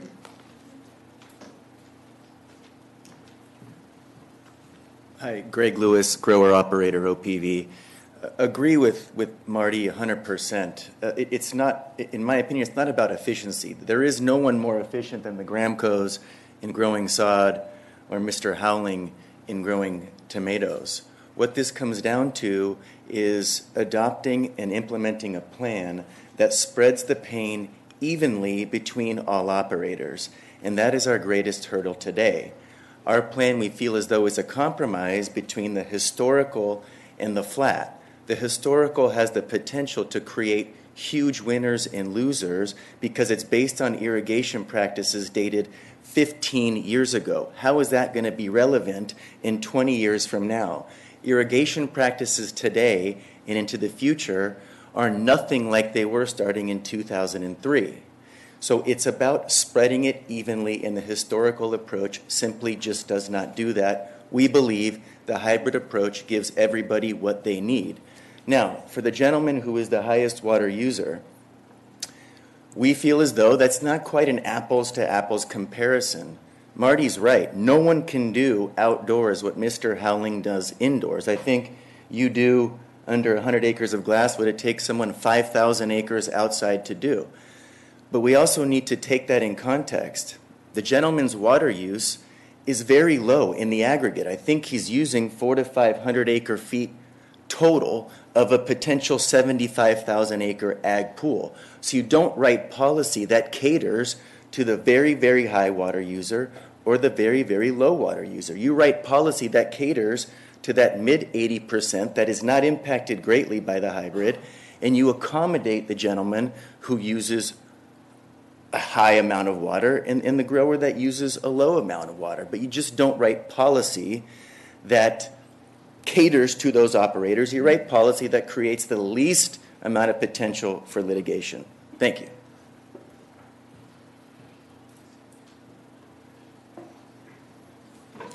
Anyone else? We will move forward then. We have... Chair? May I- Yes.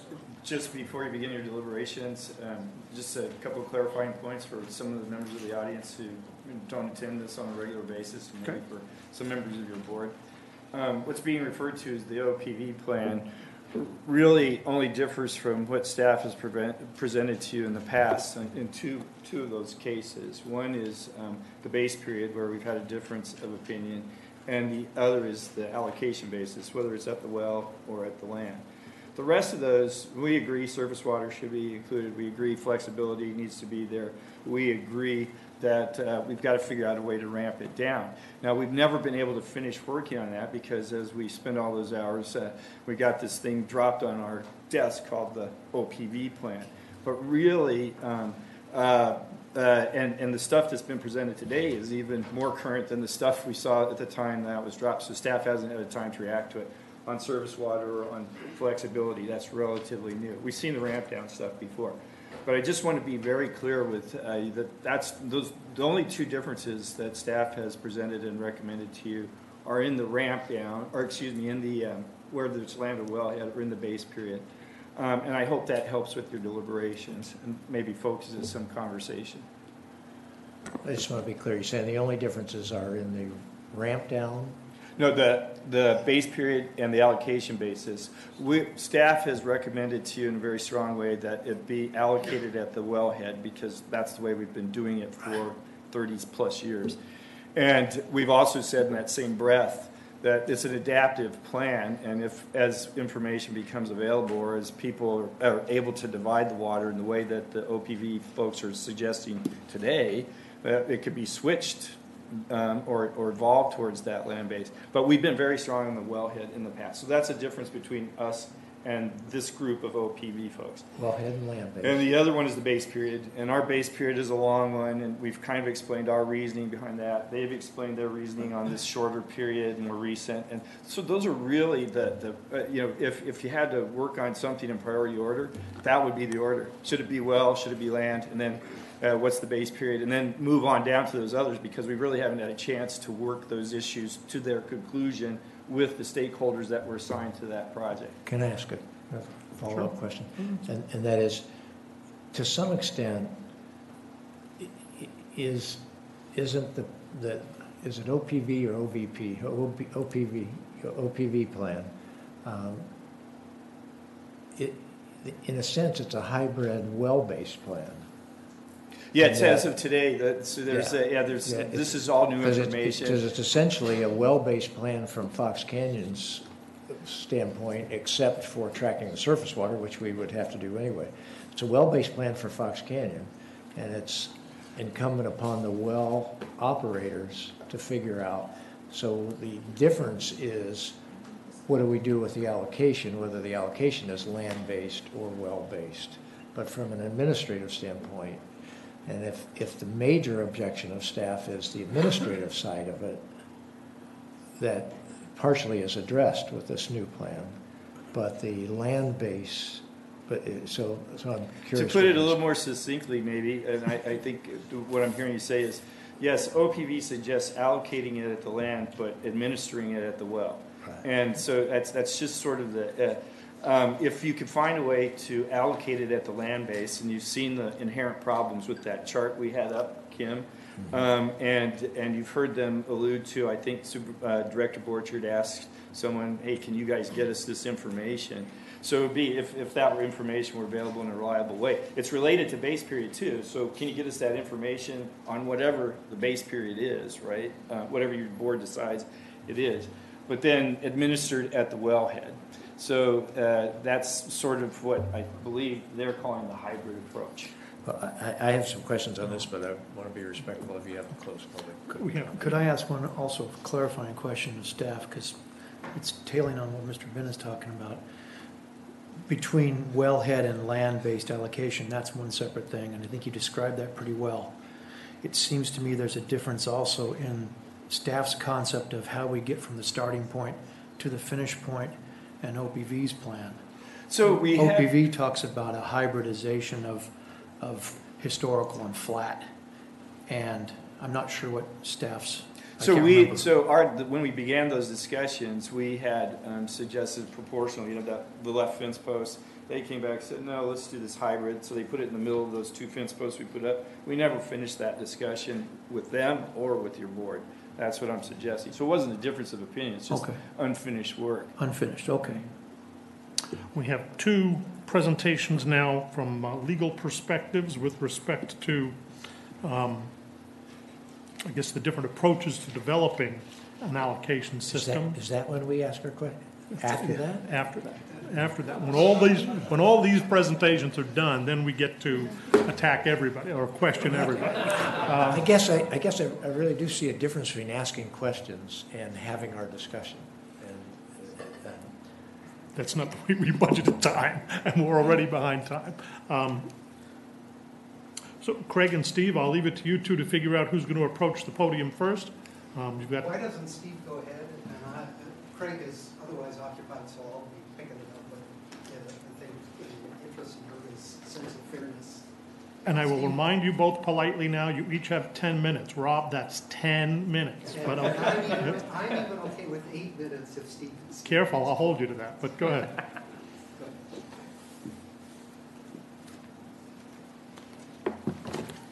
Thank you very much, Chair West and members of the board. I'm Steve Anderson from Best and Krieger on behalf of Southland Sod Farms. I do have a PowerPoint. I hope that can be brought up. But I'd like to start just saying, here's what we're after today. This is the California Water Code. It's already been given. It's taken our legislature about 150 years to come up with everything in here, and our courts have issued opinions that'll take up the rest of this room, all related to water. That's not on there. That may be my fault. I have to go back down and switch it. You're losing time, Steve. No, Rob's keeping track.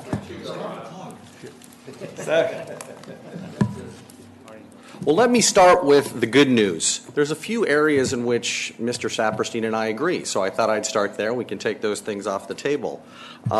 First of all, we agree that this adjudication type system, or that the allocation plan that you're coming up with, needs to mimicate an adjudication, so it needs to comport with the law in California related to water rights and water rights priorities. So that's number one. Number two, there are provisions in the Water Code related to the recognition of surface water use in this context, and your staff has referred to it in many of its staff reports. Water Code Section 1005.1. There are several other statutes that talk about how you can go about including surface water in a groundwater allocation plan like this, so or get credit in lieu for that. So that's set forward in the law. All you have to do is look at it.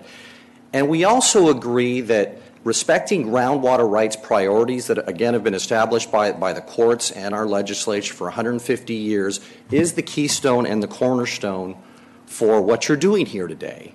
And one thing that I'll bring up at the beginning is that we agree that there are fence posts in the law, and those fence posts might actually be a little bit narrower than you realize, and I'm here to help explain that. And hopefully this will advance for me. Terrific. So our central points today are that as part of your allocation plan deliberations, we've got a lot of case law out there, particularly with respect to water rights priorities. And the big picture issues on those are that vested water rights and their priorities must be fully protected. You can't interfere with those. SGMA itself, the statute said that you can't interfere with water rights. That's not your job here today. Your job is to protect those. Equitable apportionment has been squarely rejected by unanimous decisions of our California Supreme Court.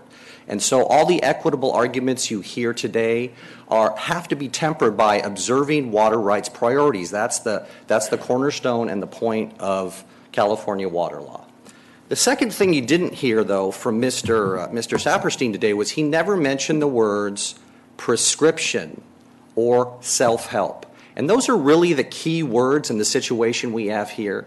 There's sort of a misperception that we can create the artificial constructs where the M&I producers don't exist and we're dealing with this ag pool that's just sitting here in a vacuum. But that's not really where we are. We have a basin that's been overdrafted for decades and decades, not just the past few years. The M&Is are there, they're pumping water, and they have and are going to claim prescription. I think that Mr. Saperstein himself in his former life representing those folks made it clear on many occasions in group meetings with those folks that prescription is at issue and those claims are there.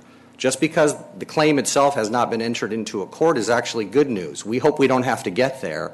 But the basis of the right of the munis is prescription. There's no doubt about it. And in response to that prescription, the way that all of these overliers protect themselves is through the doctrine of self-help, which I'll get into in a little bit.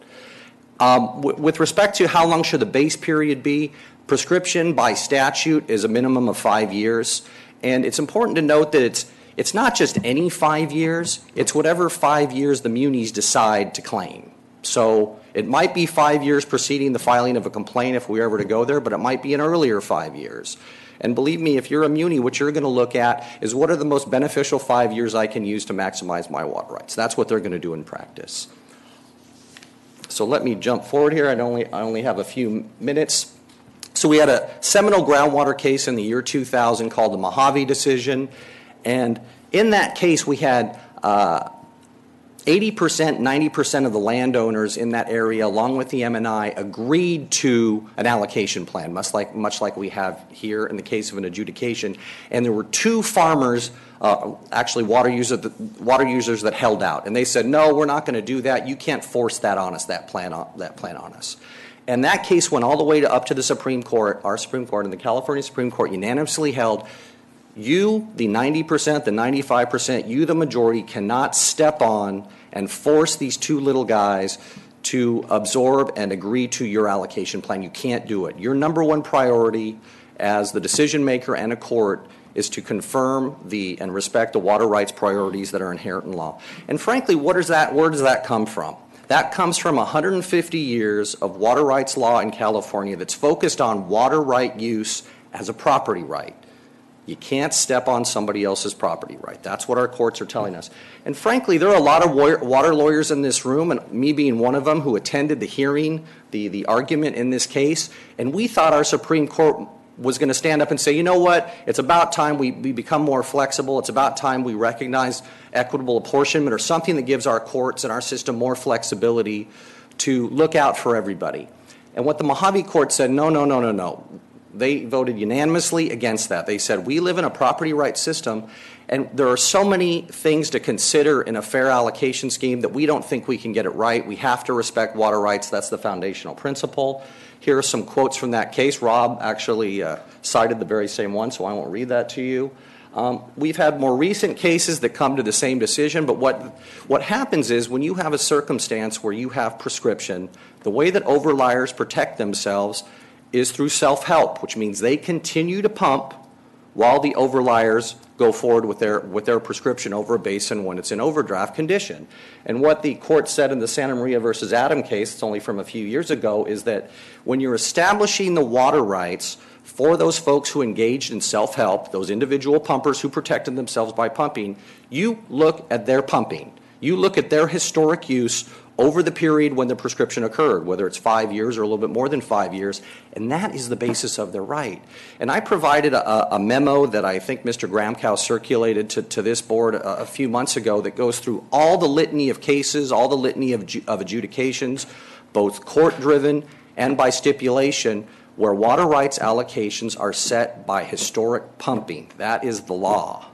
And I know folks want to move away from that because they feel like it's a little bit inequitable, and I hear what they're saying, but that's not where the law is. That's not where the fence post is.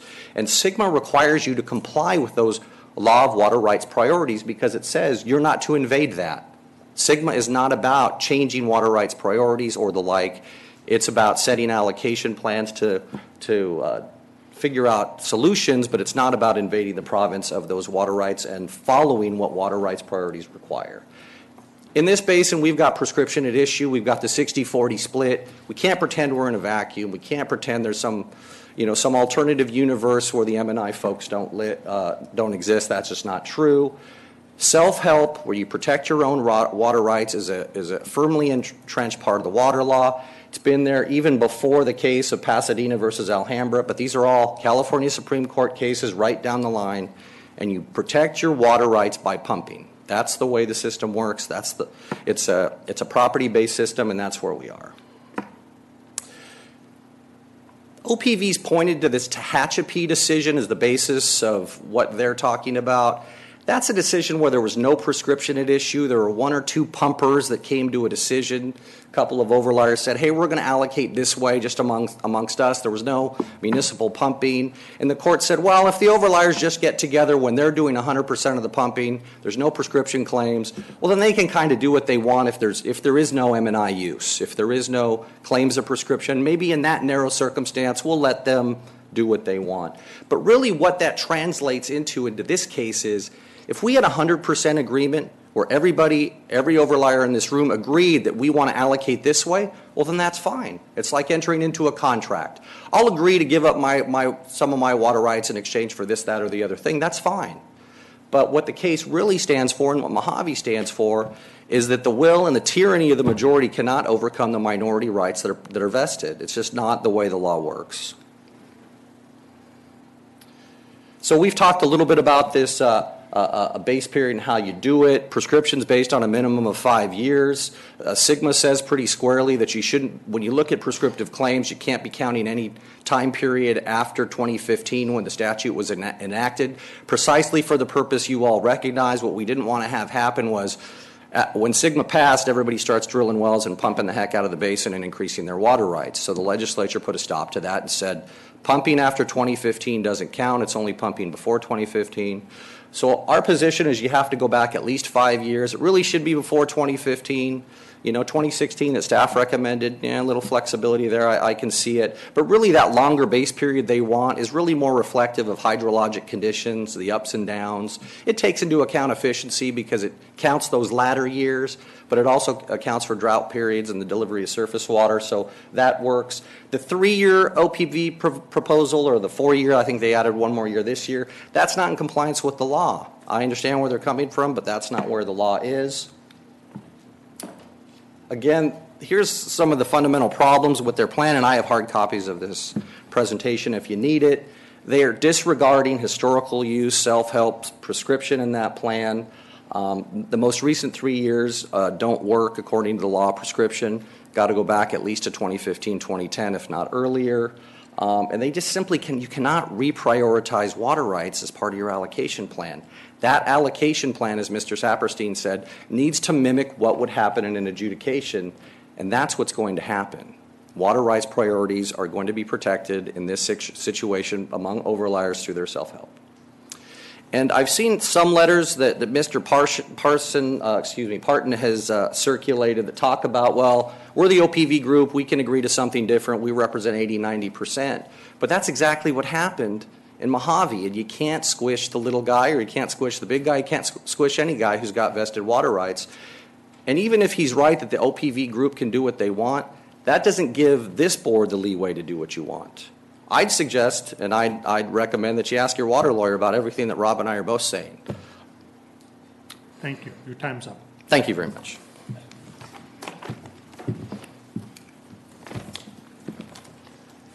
And I would like to have your PowerPoint in writing, sir. Rob Saperstein here again for the OPV group. Actually, kind of made it easy. We're stuck in an inappropriate groove in the record in the same way that we got stuck over base period. We're stuck in thinking that somehow prescription shuffles the deck of priorities among correlative right holders. So a lot of what Steve said is true, but not directly applicable to an allocation system that is presumed to only allocate water among overlying owners, correlative right holders. So the tyranny that Steve's suggesting existed in Mojave was the only way you get prescription is appropriative right holders pumping during overdraft and several other legal criteria, the OPV plan presumes that there will be the separate pool for the agricultural group and a separate pool for the M&I group, and that takes, prescription becomes irrelevant in the sense that the allocation process that needs to be determined is how do you divide that pool in a shortage condition among a set of equal water right holders. That's not what existed in Mojave. It's actually what was the guidance in Tehachapi and a few other cases.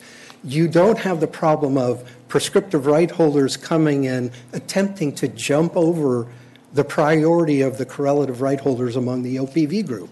The allocation system is only to make an assessment of equal water right priority holders and how does California law demand that water rights be apportioned among those equal water right holders.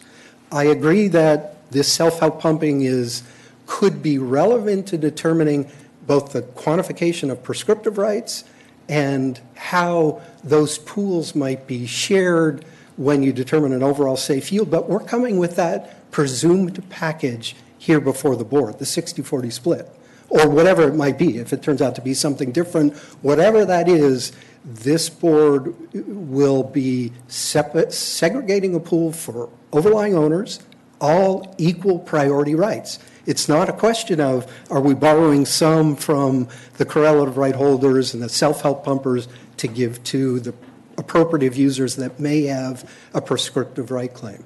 So all of a sudden the worry of the Mojave case, that you have inappropriately addressed the disparity between priority of rights, between overlying right holders, appropriators, and potential prescriptors, all of that's taken off the table. And the only question is, how do you allocate water among equal priority right holders? And I agree with Steve that pumping is one of the criteria. And we've thankfully taken off the table additional criteria that exists. Statutory requirement that you consider supplemental water supplies. We've agreed to that. Really this distills to, and Jeff summed it up perfectly, this distills to the equity element that absolutely goes into determining how you allocate rights among equal priority right holders, the correlative right holders. I suppose one little diversion, even in the prescriptive right context, self-help is only helpful in determining what the pools will be available for overlying right holders whose correlative rights do not change. The nature of their right does not change even in an overdraft basin, even when prescription is proved. They still remain correlative right holders, and the challenge remains with this board or a courtroom, how among those equal priority right holders do you allocate water supplies? And we agree that pumping is relevant. Where we don't agree now, it's really to Jeff's point. He really clarified to you the charge here. How do you divide among those correlative right holders, respectful of the law, that allocation? And the two issues where we have some divergences, what period of pumping do you look at, and how that ramp down is implemented? And Jeff wants to reserve that, and maybe there isn't a meaningful disagreement about that ramp down once you do set up that allocation system. There's a little bit of a feedback loop there and practically how that works. And then what are the challenges in a land-based system? And I think you're hearing from all of the overlying owners that respect of the correlative right and their level of discomfort now as the GMA develops a new plan in putting it back at the wellhead. That from the overlying right holders disrespects the nature of their right and their anxiety that they feel over where ultimately the connection between a physical solution and an allocation plan is distributed out into the real world, where you have property sales and you have property leases that are going to be in part based on what's their access to water. And that's critical for those overlying owners. So I distill it to where Steve is off the mark is he is giving you an answer that's adherent to how would you deal with just the tension between the M&I pumpers and the agricultural pumpers as a group in an overdrafted basin where prescription is proved, and what that goes to is how you divide the available yield. What we're coming to you, and I think Jurgen is supportive of this, is we're already beyond that. We now have a pool dedicated to equal priority right holders. So you're not running afoul of Mojave. You're not running afoul of taking something from the overlying right holders and inappropriately giving it to appropriate or prescriptive pool. It's only the correlative right holders. So the only issue in that calculus is setting a period of pumping, and we have a disagreement over, maybe I say it in a different way. The challenge for this board is case after case saying to courts talking to one another, at some point we understand correlative right holders in a basin where there is insufficient supply, the nature of the correlative right is it breathes. You can use one amount in 1 year and less in another year and change your cropping, and what we would end up, I remember Director Mulhart expressing anxiety over that. What if we had all howling nursery in this basin? Well, we couldn't support it. We don't have all howling nursery. He's an outlier. So we can deal with that. We have a pretty traditional heterogeneous agricultural community who has different water uses. And where Steve doesn't answer the question adequately is, what's the criteria that you use then, even in an overdrafted basin, a constrained supply, in allocating supplies among that group? And our only difference of opinion is where the starting point is. What period of years do you look at to start the process, start the equitable determination? It's not equitable apportionment.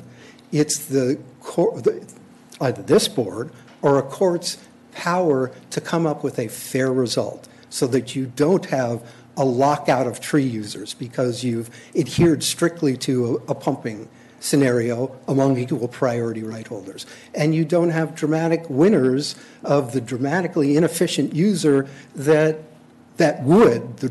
dramatically high inefficient user that would get a windfall if your determination was based only on pumping. So it distills to what Jeff described. What are the period of years you're going to start the thinking about how we're going to at least recognize what period of pumping, and then what's the ramp down? And the disagreement that, in the way Kim described it, and I would describe it, is it's not about the prescriptive period in Steve's mind. It's about what's representative of current practices. That's what correlative right holders are owed, is at least to look at current practices, and then determining beyond that how do you add in the surface water component to be fair, to be respectful of the law, and how do you add in the recognition that in the process of reductions, you're going to impose differential hardships potentially. And you have the authority. It's part of the creativity that the law allows both a sigma entity and a court to decide truly what is equitable or fair. It's not equitable apportionment. It's a true fairness of how do you somewhat even the playing field so that we're all winners because everybody absorbs some of the impact in some equitable fashion. That's your challenge. That's your opportunity, maybe, to say it in a different way. Thank you. I've got two questions for him, if I can. One, your contention is we don't have to follow prescription rights or the prescription formula here because we've already divided between M&I and this pool. Are you in agreement that if the courts ruled we did have to follow the prescription formula, that we couldn't use this approach that OVP is suggesting? No, I apologize if I'm communicating that. What I suppose in say in a different way, by virtue of the M&I and ag groups as a whole, with tremendous help from Jeff, agreeing in segmenting the pools, it in effect mimics in some fashion the result of the identical thing would happen in a basin that was an overdraft where prescriptive rights were demonstrated, had been established, there would still be some amount of initial prescriptive rights that were quantified, the M&I pool, or call them appropriative rights. We really avoid the problem of putting a label because there is a pool set aside for that group and a separate pool. Same thing would happen whether prescription or not. What's the pool of water available for the overlying right holders? And now it's not about a dominant submissive type water priority. Within and among those pools, they're both equal priority right holders. So the prescription right applies to the division between M&I and Ag? Prescriptive right holders versus correlative right holders. Not to the division amongst the correlative right holders in the two subgroups. And that's where self-help pumping becomes important, is creating that overall percentage pool allocation. It isn't informative in allocating them within those pools. So your contention is a self-help pumping helps determine the 60-40 split, for example? Correct. Great, thank you. I have a question. You addressed a lot of things that Steve talked about, but you didn't address when he talked about Sigma requiring 10 years. Yeah, so be clear about this. Sigma doesn't give any formulas about setting safe yield, setting allocation.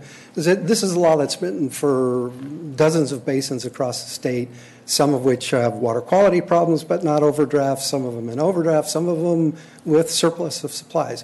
What Sigma says is a minimum, it's really in the context of an initial disclosure statement required by every party that's sued.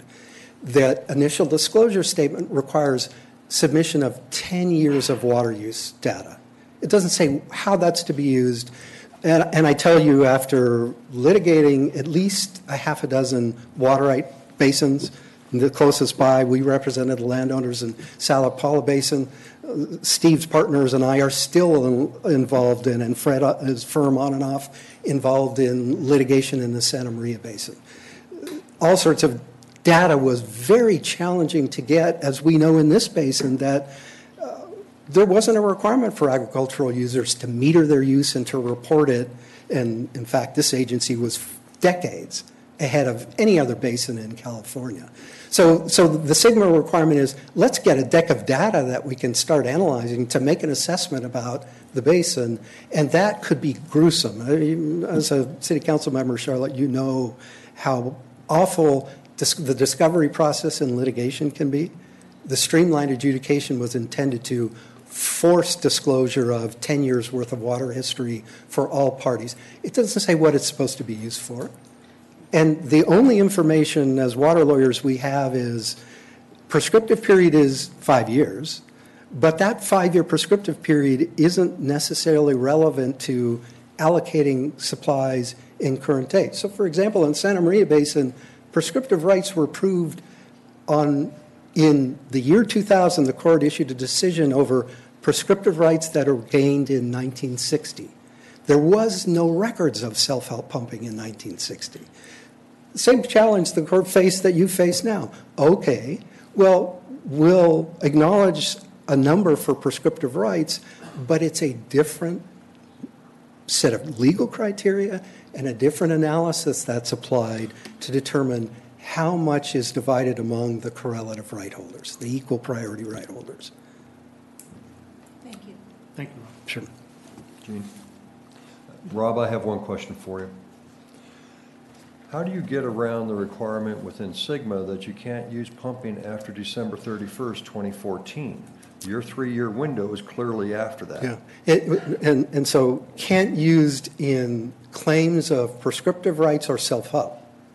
So that, and it's not Sigma, it's the Streamlined Adjudication Act that followed. So if in Las Posas, you'll see this come up likely, in that court setting, the court is supposed to set aside pumping between what became the effective date of the adoption of the Sigma statute and when a Sigma plan is adopted as a sort of no-fly zone.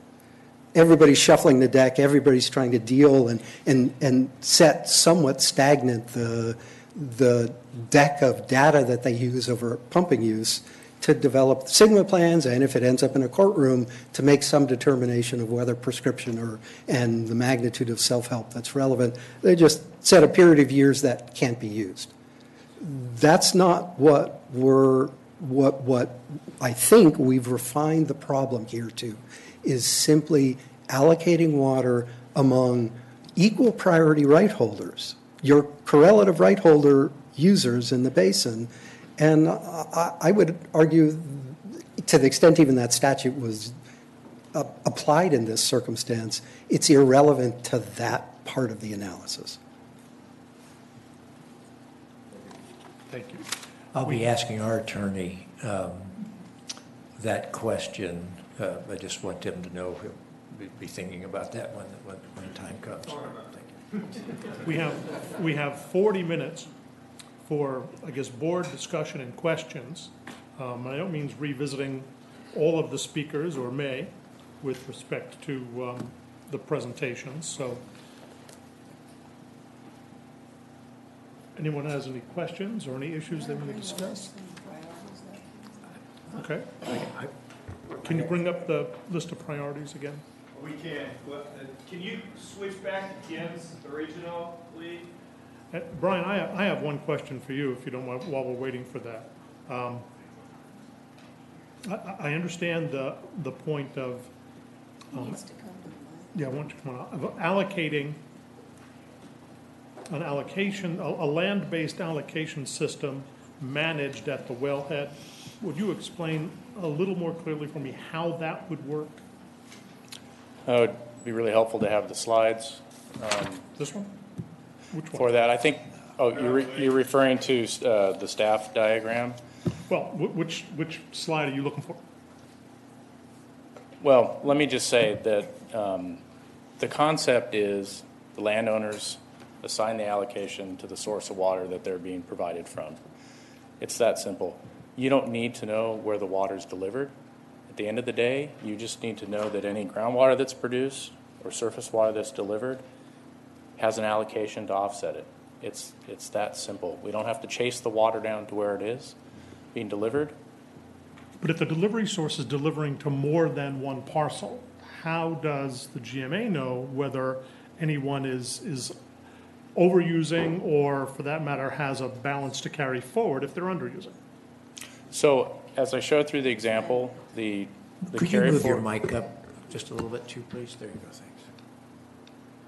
So the carry forward will stay with the land. The landowner will control that.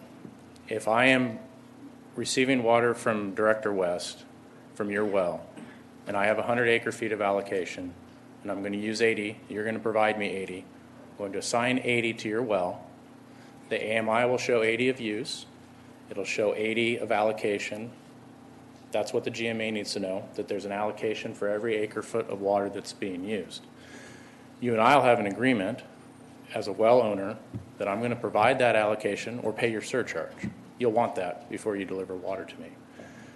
So it'll all be driven by the well owners or the water suppliers. So in the PV County Water District example, as Jared explained, they're going to have to go out with their turnout agreements and those operators and have a similar agreement. We're going to deliver water through this turnout. For every acre foot of water delivered through this turnout, the properties associated with that turnout will have to provide the allocation to cover that water use. That'll happen internally at OPV. All the GMA needs to know is, in aggregate, PV delivered 10,000 acre feet of water this year. Some of it was surface water, some of it came from their wells. There was 10,000 acre feet of allocation from the land within PV that trues up with that water use. It's that simple. You don't need to know where within PV the water was used. All you need to know... If I don't, how do I determine whether any particular parcel has met its, is exceeded or underpumped their allocation if I don't have the granular information? If we're calling it a land-based system. Right, no, that's what I mean. So the response to that is the GMA is not managing what's happening on each parcel. Its concern and its mission is to manage the resource. So if PV in aggregate is using 10,000 within its service area, and there's 10,000 acre feet of water to cover that water use, the GMA has achieved its mission for that year to manage the water use within allocation. Within PV and working with its landowners, it will sort out where the water is being used and how equity between different landowners is achieved. So if that turnout has a number of parcels associated with it, and one of those parcels is overusing, that turnout operator is going to be on the hook, and he's going to have to sort that out with the landowners that are associated with that turnout. So as long as the well overall doesn't pump more than its allocation, that's where we would assess the penalty. I understand, but then how does the GMA know whether the information is accurate when a parcel owner decides one day that he's underpumped for the last 5 years, or the water that he's received was below his allocation, and so now he wants to pump more in the next year or the year after, when we don't have the data for what was received in any given year? The landowner is going to control how much allocation is used. Okay, so if I own a piece of land, again, with 100 acre feet, and I use 80, I'm only going to assign 80 to my water provider. I'm going to retain that 20 as carry forward, and I have the right to use that in a subsequent year. That's all going to happen automatically with the allocation assignment and reporting. GMA doesn't need to know whether I made a deal with the landowner next to me to get an extra 10 and his allocation got assigned and we exchanged. That happens all the time and could continue to happen. So the point is that the GMA does not need to track every molecule of water as the diagram shows. All it needs to know is that every allocatable acre foot of water that's used, produced and used, is covered by an allocation. Another way to say it is they just need to know that the total amount of water used matches the total amount of allocation assigned to that water. Exactly. So it's still a well-based and surface water turnout-based system. System. It's not a real land-based system. So the allocations are land-based. The reporting and tracking of water use will not change. You're going to have AMI. You're going to know how much each well uses. The penalties will still flow through the well owner operator like they have for the last 2 decades. All that's changing is the basis for covering the use that's coming out of that well. It's coming from the land, and it's assigned to the water source. Director West, while Brian's up, I have 2 questions for him. Just a point of clarification. We agree with all of what Brian's saying about how to track at the well. What I think you're asking, and what I haven't heard Brian answer, is how is it going to get assigned to the land in the first place? Once it gets assigned to the land, I think he's moving forward from there saying track it at the well. That's been the disconnect, and I think that's the point of your question. Well, that's my next question, and that is the issue was brought up that, hey, we can do this because of IAI, that we have all of these records, and yet staff pointed out because of COM codes, we only have the records for the COM codes. We don't have the records necessarily broken down by all of that land. We do. So when growers file IAI, you have their reported water use from their wells, then they file an IAI form, and there's a number of things that they put on that. They put on all of the parcels that they serve water to. They put on any supplemental sources. So if they receive water from Pleasant Valley or from United, they add that to the well water.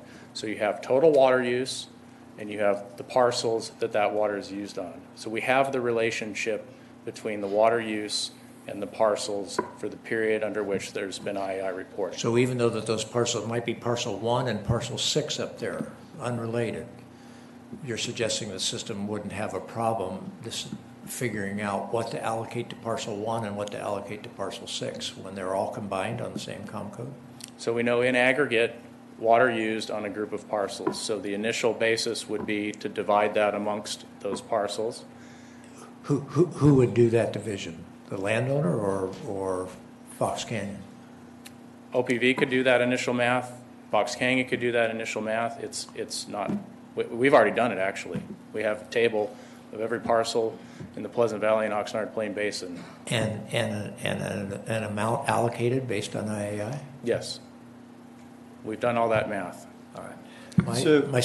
Point of clarification, two issues there. One, that assumes that you're going to use the last 3 years which were the IAI reporting, and it also assumes there are no problems with the IAI reporting, which we've had some issues with. Yeah. Sure. So there are a number of parcels that have been reported more than once under different accounts. So presumably multiple. Fix that. Yes. So there's cleanup to do, but we think it's manageable. So my bigger question that I have for you and the people from with the OPV proposal, but I want to ask you, you're the one that brought it up.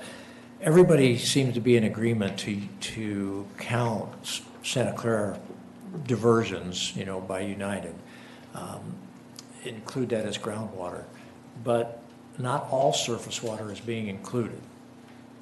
And I want to understand. I can see on the surface why people would say we don't do that. But as I'm thinking about what is the right system to set up, let's say there are people that had good access to surface water for a long time, right, until just a few years ago when the drought cut off that surface water, right? Now those people were receiving surface water, right, and were presumably not pumping as much groundwater in that situation. Those people now have increased their pumping, and then in a few years, that surface water comes back. If that surface water isn't tracked, it seems to me that we have the potential for it not to be equitable in that situation.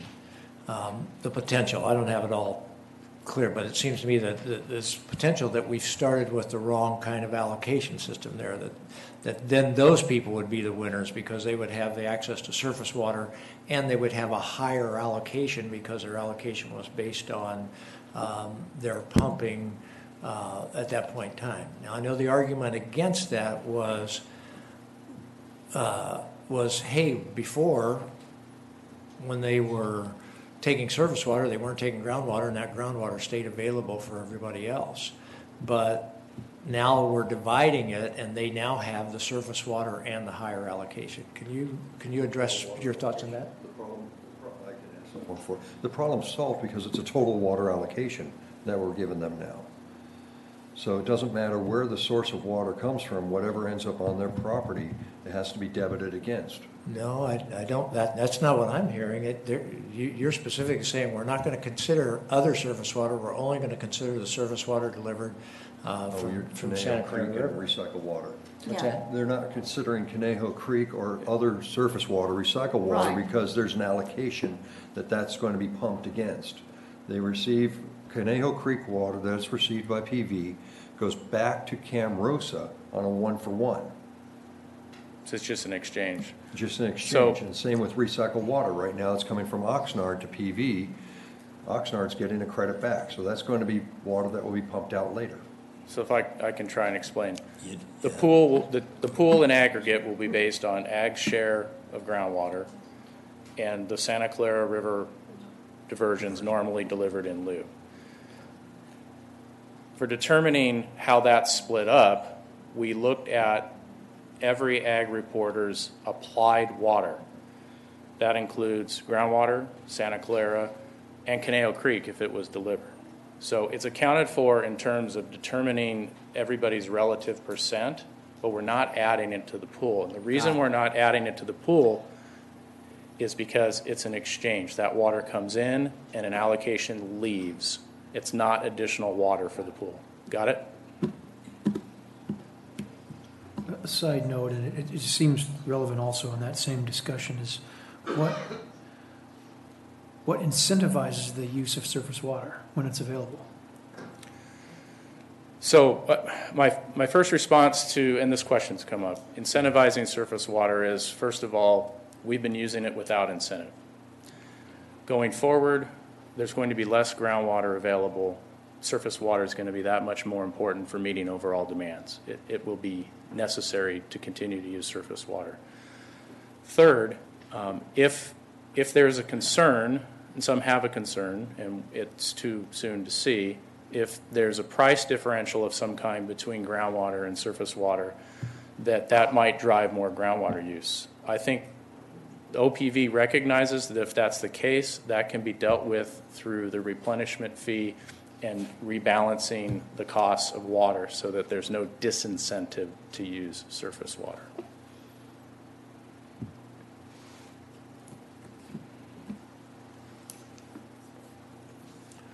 Brian, with respect to the ramp down approach, the approach in the OPV plan is very different than the approach in the LPUG plan. I guess my question is, why wouldn't the approach in the LPUG plan work for OPV? They're actually philosophically and in terms of where you end up, they're almost identical. What happens in both plans is there is a protection for the low-end water users that they effectively won't reduce below a certain point. Mathematically, we've gotten there in a different way because in OPV, we're looking at doing the land-based allocation. So it's just different mechanics. The principles are very similar. So you go through different approach to the math using a land-based system as you do a well-based system in Los Posas. But even with a land-based system, couldn't you have a minimum per acre allocation that would protect the low-end water user without hybridizing or distorting an otherwise proportional ramp down? Yes, you could get to a similar outcome using different math or using a different set of policy decisions built around. What would that look like for the other water users, the ones who weren't the low end, the low water users, compared to if you were to implement a floor? It would essentially end up looking pretty much like the hybrid, because what you're doing is you're limiting the amount of reduction on the left-hand side of the chart on the low users, and you're having to take it from everybody else. And so it really would be essentially the same outcome. You would just be applying different math to get there. It's a zero-sum game.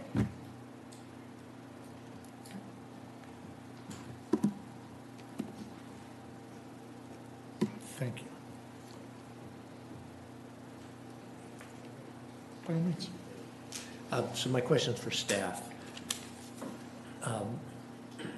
It's been referenced that IAI data is not always accurate. In your opinion, and you may not have that answer at this point in time, but do you feel it's accurate enough that we could do allocations off of it?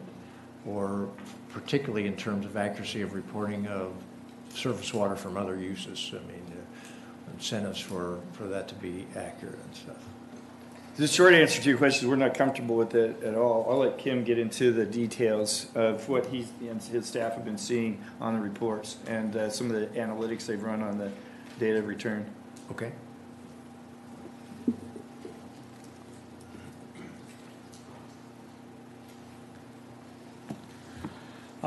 Yeah, Director Bennett, I agree with what Jeff said. We do see a lot of problems. We have a lot of issues getting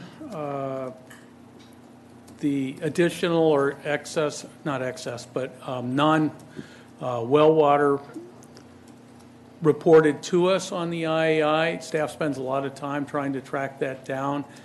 It's fairly messy. I guess I'm not prepared to get into the details. We can get that for you. I can get that, specific analysis and examples of that for you, if you'd like. But I don't have that available today. But I would say that staff regularly runs into issues and does not have a large comfort level with, especially the surface water that's been reported to us as part of the IAI reporting. So we have a problem with the surface water reporting on IAI, which I would suspect that we would. Do we have a sense of how many parcels are in this category? In other words, the parcel 1 up there is really a great, simple, easy for us to do. We've got well meter readings, and they use all of the water on their own parcel. There's no surface water diverted to it, et cetera. What percentage of our parcels, what percentage of our pumping are going to be covered by problematic data, either because of the transfers and all that, and what percentage are going to be cleaner?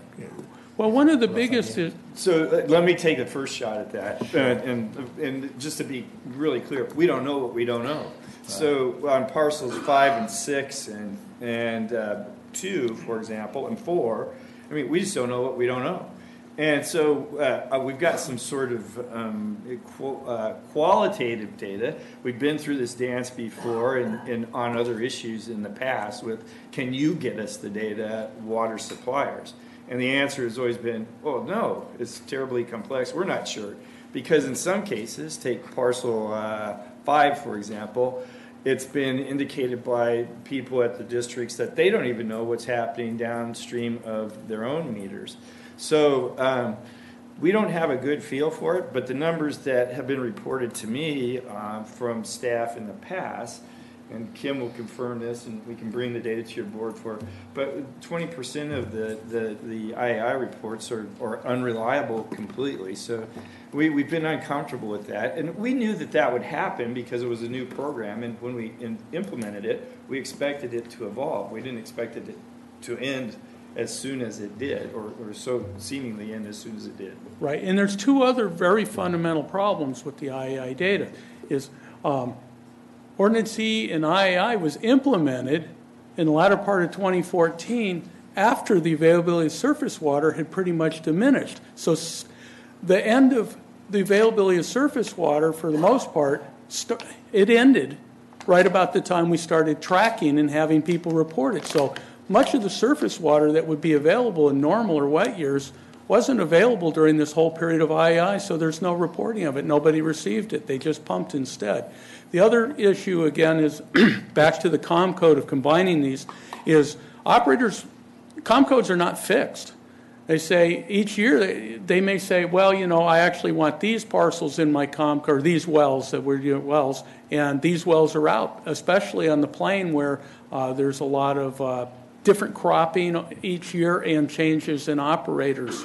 So it's very fluid. But I think the most fundamental problem is much of the surface water wasn't available during the period of time it was being reported. Wouldn't that make things cleaner if there wasn't very much surface water? We don't have as many sources to... Well, it doesn't tell us who gets surface water normally, who normally would in non-drought periods. We need to know that? That's the question. I mean, as long as we know it in the future. Right. But we would need to know it in the future. And that's I don't know how to do that yet. Right. Interesting. So you disagree with the statement that Brian said that it'd be, even though there are COM codes, it still has parcel by parcel data and we could extract that out easily? Well, there are wells within each COM code, and they do tell us which parcels are being irrigated. That may change, but I don't know what his methodology is for dividing. I don't know whether you just divide that evenly across. That sounds like what he was suggesting, or what I inferred. A lot of what was presented was new that we hadn't seen before, so we haven't really had a chance to think about it in a lot of detail. But it sounds like he was just saying that you take, if you had 5 parcels in a COM code and they used X amount of water, you just divide it over those parcels by acreage. I don't know if that's what was being proposed, but that may or may not be how the operators feel that should be applied. Thank you.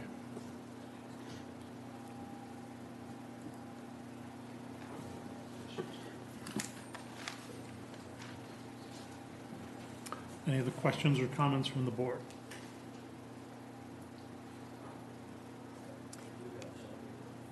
You want to go back to the list? What's that? You want to go back to the list? Sure. Would you flash back to the list of categories? Thank you.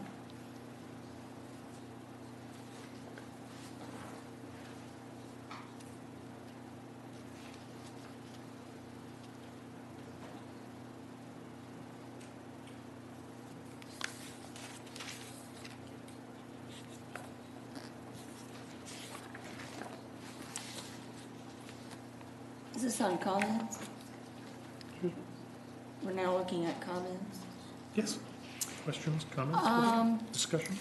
I don't know if this is a question, but it's something I'm still perplexed about, although Brian seemed to have a thorough understanding. I don't. Under the first one, allocation basis, assignment and measurement, land versus wellhead. If in the end we're going to be measuring by wellhead, but it's assigned to the land, and then just in your minds go back to where there are 2 or 3 wells on one piece of land, and then there were some where there were 2 wells on one piece of land, and it was going, some of the water was going over to another parcel. I'm still not clear on how we assign and how we account for what's going where. Did I thoroughly confuse you?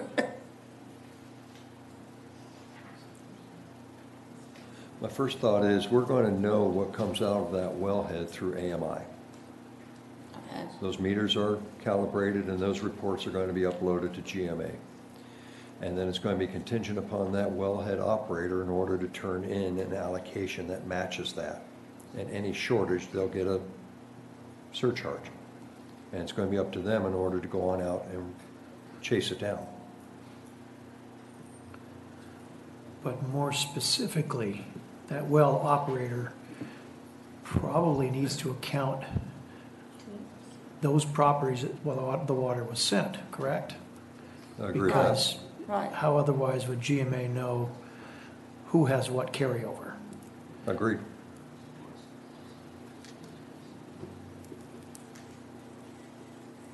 So a lot of responsibility of managing that ends up on the wellhead operator, which works if there's agreements between all the users of the well. And the wellhead operator has the incentive to do that because they're going to make sure they're not stuck with the overage if there's any overpumping. The problem I see, I'm still forming the question in my head, is wellhead operators change. That's what they were saying about COM codes, and the wells that are within a COM code currently change. Me as an operator, I have different districts and wells that I operate, and those contracts change. So the tracking of that, I don't think can be on the operator. Because the operator is also going to be changing.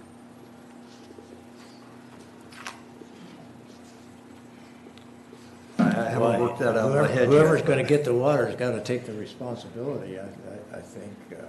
And I would think that it wouldn't be beyond reason for Fox Canyon to ask for the contracts so that we can keep track of that. We need to have some way of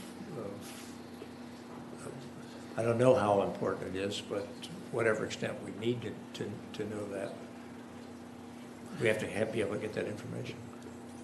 Going back to Brian's concept, if the well operator is incentivized to make sure that the pumping is reconciled by where it's delivered, even if those deliveries change from one year to the next, say back to that diagram, parcels 2, 3, and 4 were receiving one year, and the next year parcels 4, 5, and 6 received instead. It still seems incumbent on the operator to make sure that reconciliation happens.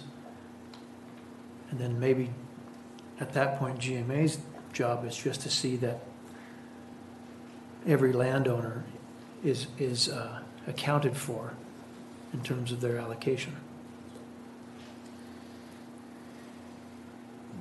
So Did I say that clearly?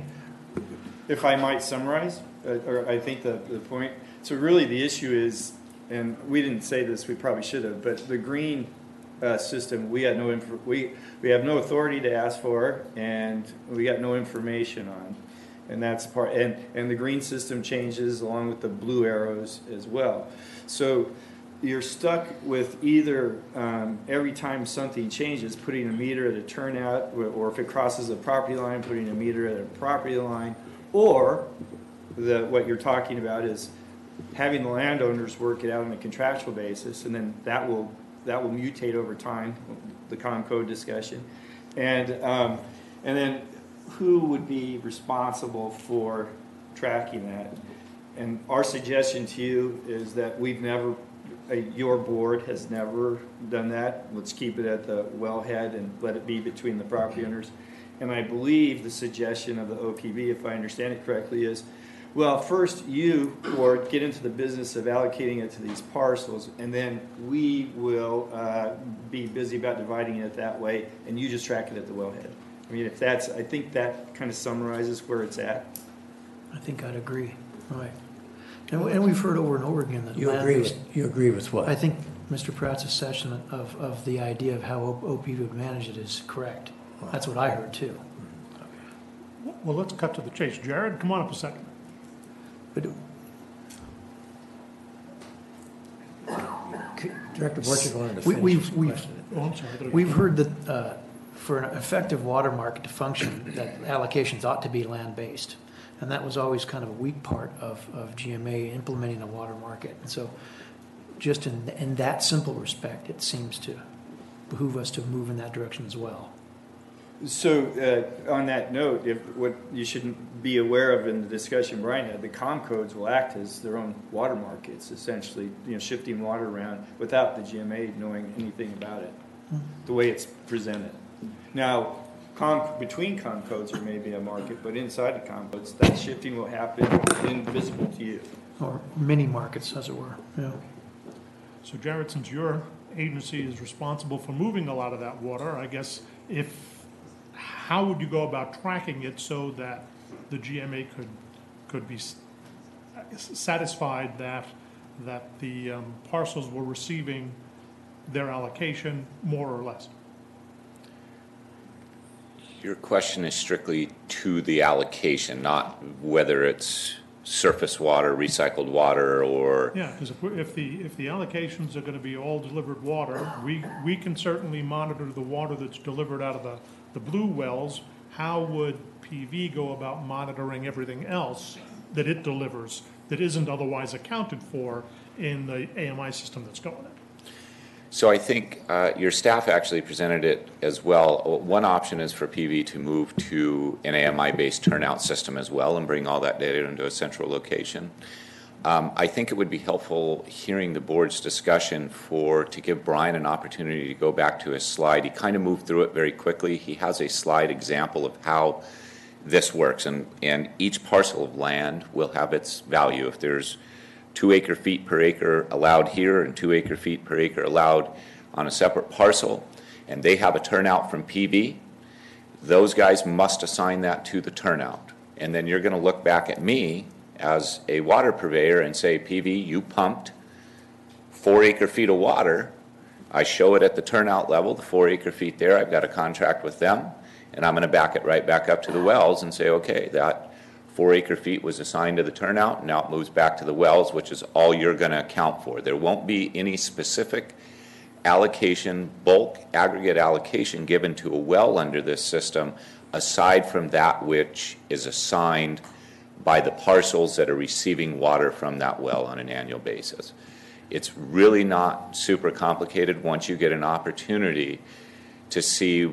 I think it would be helpful for the conversation to see Brian's slide and let him walk you through it, the example that's given, and we have some others. Maybe you want to do that at a later date. But I don't think it's as complicated as we're making it here. The more complicated function starts and stops with getting it assigned to the parcels up front. Once that baseline work's done, whether property ownership changes, whatever happens, those become property-related issues, and they sell it with it, bring it with the property. I really think it gets simplified, and I would love to say I was the brainchild, but this was really some work of Brian and Alden that came up with this program, and I think the simplicity of it benefits both your staff and the users at the end of it, and I think PV is here to just state that we absolutely can manage it and will implement it. Director West? And support it. If I could, I just,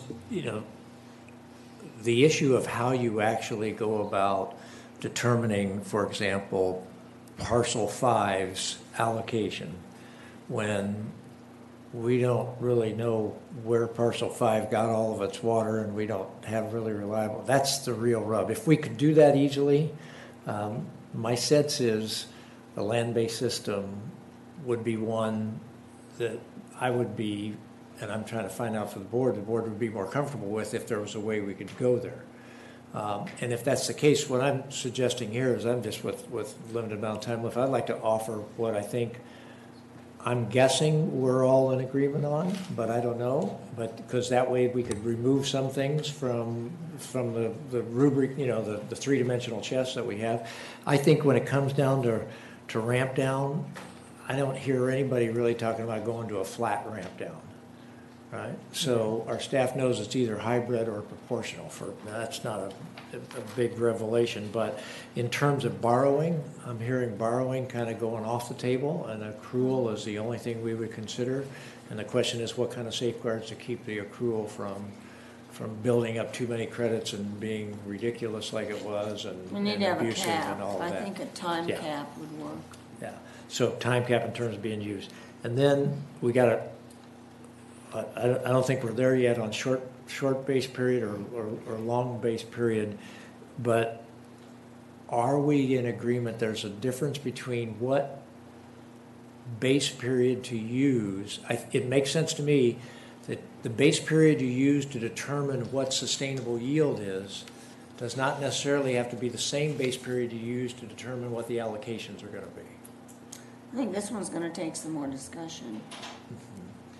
If we're But- trying to finish by noon, I think we need more time on that discussion, but. Sure. But if we wanna go over, that's fine with me So too. we have a closed session scheduled. Yeah.